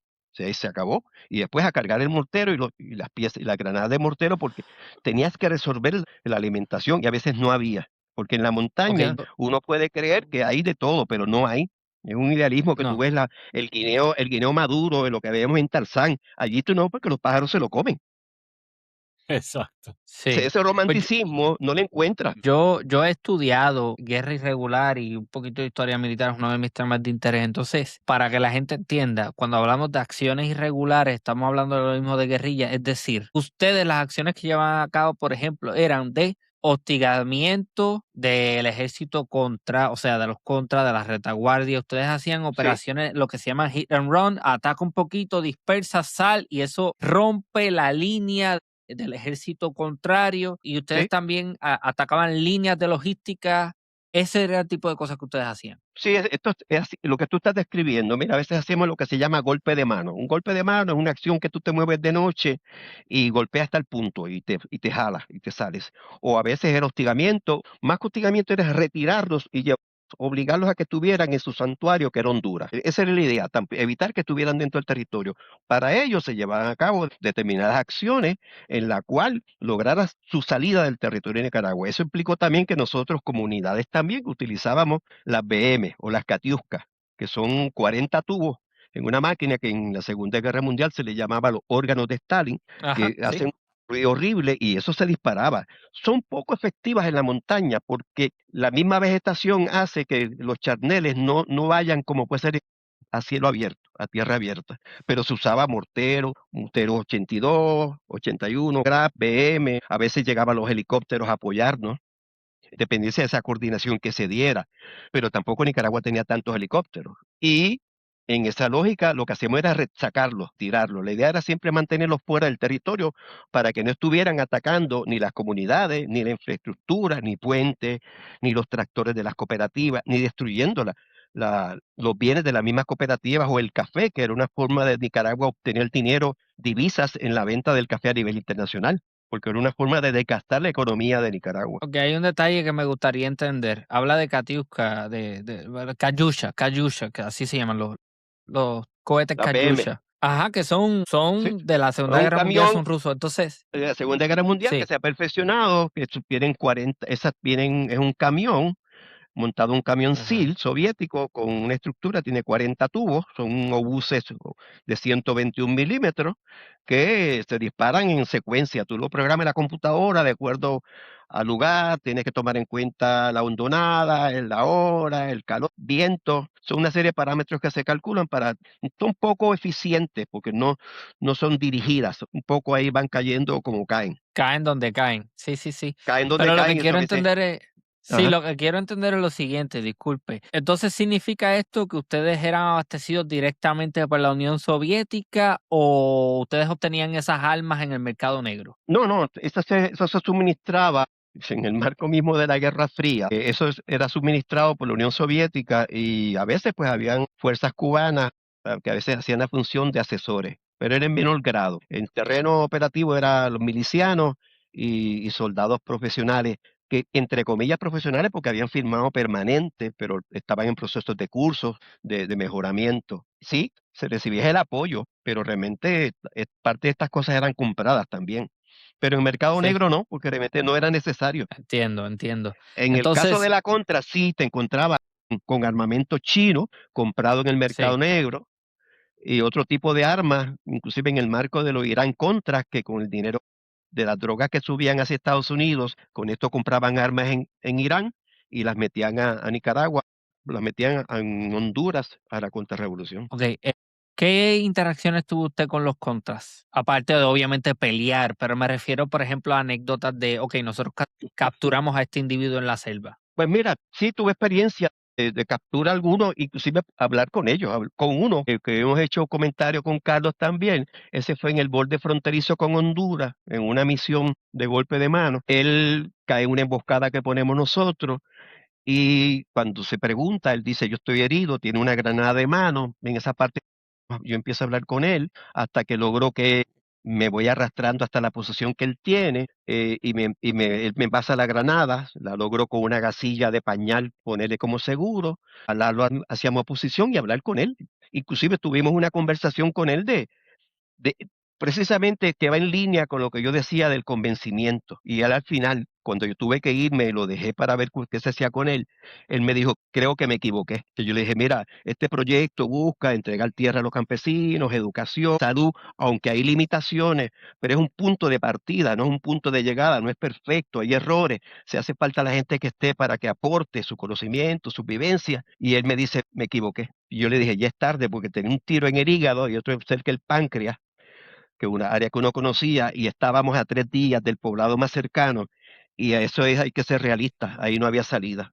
No duró mucho, murió. Y después, ya Mm, después de tiempo, he estado con ayudantes y manos y jefes contras en el marco de un libro que estoy haciendo sobre la unidad nuestra que estuvimos, con entrevistas que inclusive en la guerra estuvo al otro lado. Y yo una anécdota que le hacía una vez que nos tuvieron 3 días en una encerrona, que nos mataron 3 compañeros de 19 que íbamos y nos tuvieron 3 días y yo le estaba contando esa experiencia que nos tenían listos y él me dice, no muchachos, los que nos jodimos éramos nosotros, que de toda mi unidad que estábamos combatiendo, como ustedes tiraron con BM, solo quedamos 2 vivos, pero yo no sabía. O sea, vemos como a veces ese desconocimiento del otro lado, y con 2 vivos hubiésemos tirado una ofensiva, pero bueno, ¿dónde estaban? Pero que son sí, de sí, las sí. realidades que te encuentras. No hay Pero visibilidad nada, dentro de la jungla, o sea que no, es que a veces en la montaña tú, mira, a 5 o 10 metros tú no veías lo que estaba al otro lado, y menos si hay neblina. O sea, a veces tú ibas a tientas, tenías que evitar si había emboscadas, si no había granadas, si no había minas Claymore, y a veces el desplazamiento era bien lento. Caminar 30 kilómetros te podía tardar 2 días, o a veces solo caminabas en el día 5 o 7 kilómetros. wow. Pero nada, eso es parte de lo que le tocó a uno. Okey, o sea, que esa es su perspectiva, ¿no? Usted no tiene ningún tipo de no lo ve como algo de lo que si yo volviera a nacer, quizás no participaría en esto. Su perspectiva es, eso fue lo que me tocó vivir y punto, se acabó. Y Esa si es me mi realidad. tocara en las condiciones similares, lo volvería a hacer, porque como te dije inicialmente, fui militar por necesidad y por conciencia. La conciencia me llevaría a eso. Si veo que por conciencia no vale la pena hacerlo, mira, no soy promotor de la violencia, para empezar. Pareciera contrario, alguien que resolvió problemas que te tiraban y tú tirabas. Y ahí tú no sabes qué pasó al final. Pero tampoco en las películas que tú vas contabilizándolo. Entonces no hay tiempo para eso. Pero nada, Es parte también de lo que pudo haber hecho cualquier puertorriqueño que intentando ser consecuente hubiese tenido esa oportunidad de hacerlo. ¿Cómo se llamaba la brigada de puertorriqueños nuevamente? ¿Roberto Clemente era? No Sí, había así la brigada Roberto Clemente de los brigadistas. Eso era siempre en área productiva, viviendas, claro. letrinas, salud.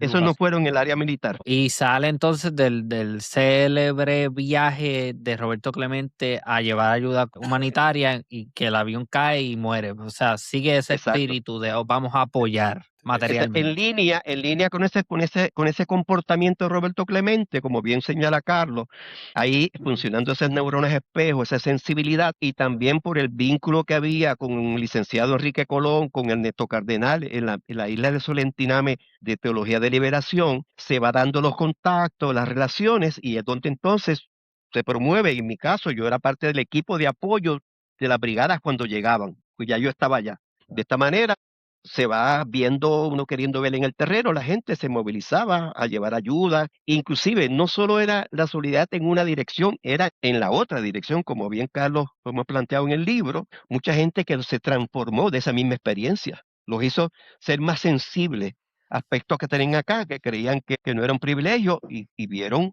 limitaciones que después le hizo cambiar sus mismas posiciones. Fue una escuela.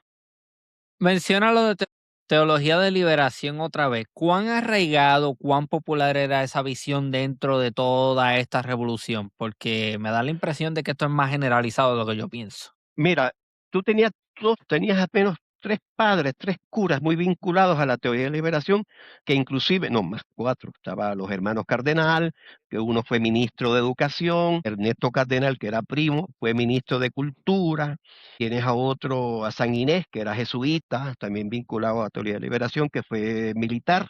Asumieron una serie de cargos dentro del Estado en su conformación, e De la revolución. inclusive de la revolución, la acción que cuando llegó el Papa a Nicaragua en el 83, hay una imagen que está Ernesto Cardenal de rodillas, hincado, pidiéndola, y el tipo le está señalando que deje de ser parte del gobierno porque su misión interna del mismo Papa era luchar contra la teología de liberación, que estaba cuestionando la forma y manera en cómo ellos gestionaban la iglesia, que ellos querían una iglesia más Imagínate. comprometida. Tienes el padre García Laviana, que muere en Rivas, que era de la teología de liberación, que realmente ellos daban misa y tú agarrabas la Biblia y se discutía la Biblia desde la perspectiva de la lucha social, de los pobres, de que hay que apoyar a los pobres, que el sacrificio, que la entrega, y ese elemento de esa teología de liberación llevó a que algunos compañeros se inmolaran en esa misma lucha, en ese espíritu cristiano. Hay un caso, Laureano Mairena muere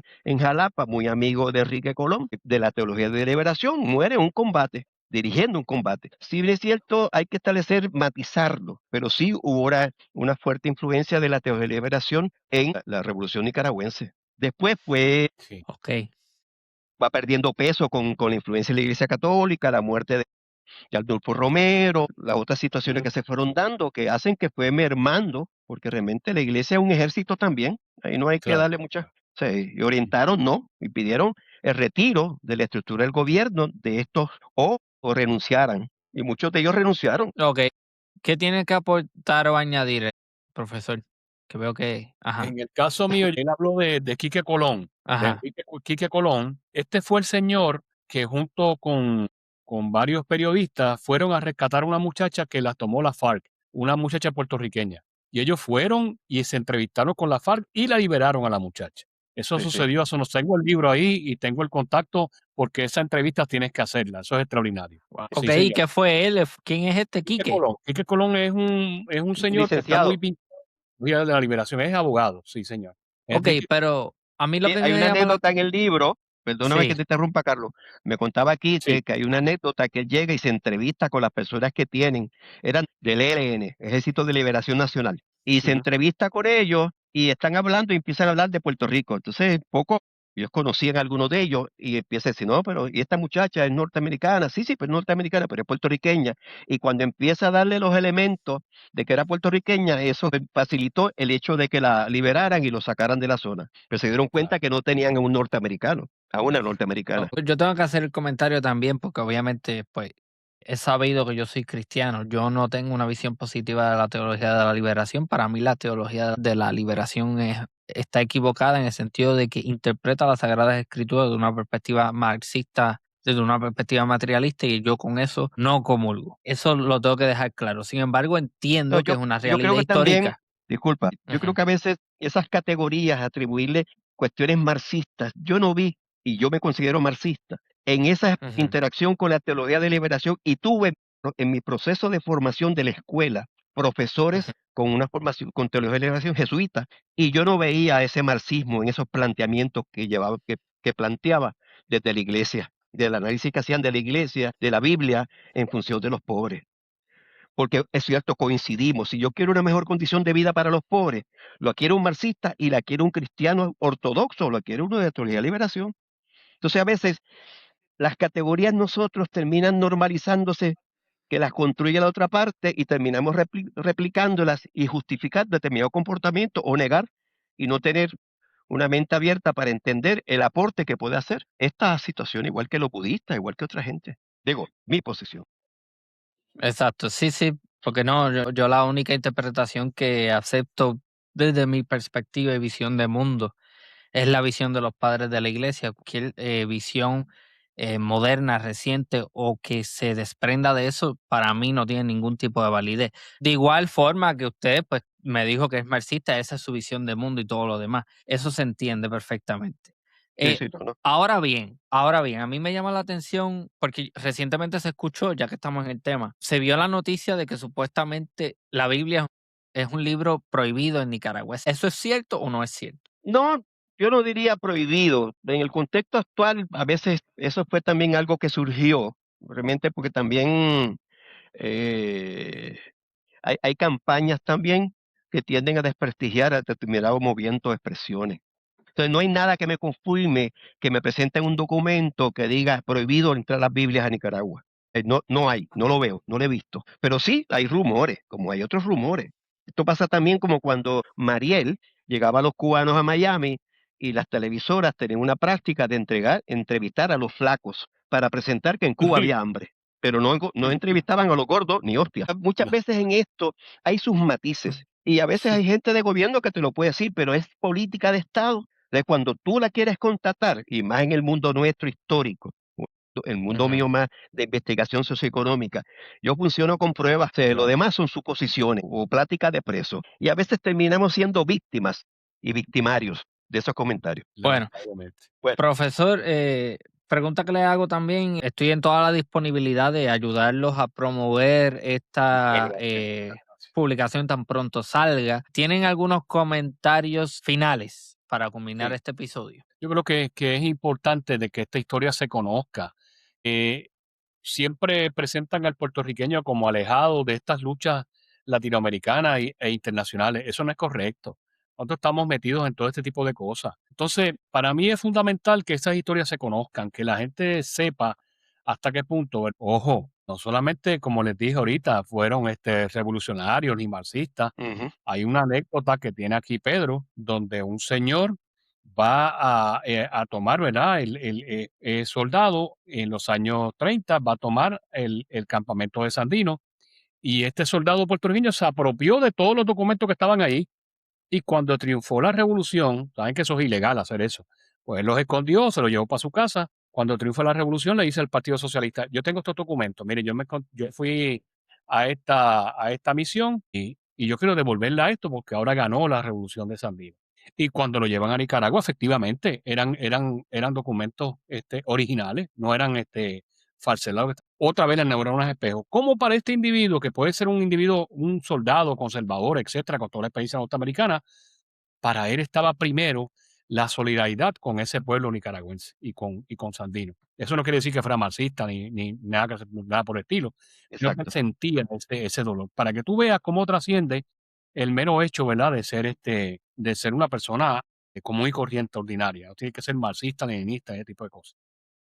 Ok, Pero para mí, la pregunta, que quede en la historia, ¿verdad? Que se recoja esta historia, esta dimensión humana del proceso histórico. ok, señora Acevedo, comentarios finales. No, no, yo agradecerte tu esfuerzo, también esa iniciativa tuya de ir recogiendo Eso porque está. también esto nos visibiliza, y como con Sí, Carlos es la idea que estamos haciendo, estas experiencias de vida que nos presentan otros puertorriqueños, otras exacto. formas de hacer las cosas distintas a como las hacemos normalmente o como creemos que deben hacerse. Entonces también Exacto. hay una anécdota, Fernando Tanguis en Perú es el único individuo, bueno, así decir, persona que hay una estatua en América Latina. Por lo general las estatuas es de militares. Tú sabes que allá Todas son por militares. Fajardo está la de Valero, ¿verdad? Sí, Militar. La de Fernando Tanguis, que es un puertorriqueño que migra a Perú y él empieza a colaborar con una semilla de algodón, que había una crisis en Perú, y él logra hacer una semilla efectiva y sale bien adelante Perú, y el gobierno decidió darle un porcentaje de cada quintal que exportar y él dijo que no, porque eso era para el pueblo. Entonces le hicieron una estatua en una plaza de Lima. Y si tú vas a Perú, búscate esa plaza donde te vas a encontrar la estatua de él, de un civil y puertorriqueño, y perdón. es considerado un héroe en Perú. Entonces, ¿qué tú ves? Ese desprendimiento, esa entrega, eso se da porque tienes esa capacidad de empatizar, y esa capacidad, diríamos, de amarla, porque también en la sociedad, si estamos hechos para empatizar, tenemos el potencial de empatizar y de ser solidarios, porque se promueve el individualismo. Exacto, en Claro. contraposición, pues nosotros nos hemos construido de manera colectiva, no de manera individual. Tú aprendiste español, tú Ramón, aprendiste español con los puertorriqueños donde estuviste. No puede haber aprendido español metido en una cueva. No. Entonces, de esa manera, ser solidario es prácticamente es una condición para garantizarnos como especie humana. Mm. Claro. Bueno, Bueno, gracias por tu aporte y adelante. Y cuando vayas por Definitivamente. Nicaragua, bienvenido. no, gracias a ustedes. Es un episodio bastante esclarecedor y es un episodio que para mí personalmente es un privilegio poder hablar con una persona que experimentó de primera mano un proceso histórico relevante e importante en América Central. Ya mucha gente sabe que a mí me interesa mucho la historia militar, o sea que no todos los días uno habla con una persona que participó en una contienda militar y que está dispuesta a hablar de eso, porque pues el PTSD y toda la cuestión usualmente se mete ahí. Y, pues uno entiende que esto no son cosas que necesariamente todos los soldados quieran hablar. Exacto. Pero Sí. nada, estoy a su disposición para cuando publiquen este libro, me dejan saber, lo comparto y los ayudo en el esfuerzo publicitario. Muchísimas gracias a ambos nuevamente. Esta ha sido una nueva edición de Archipiélago Histórico. Sí. Hasta la próxima.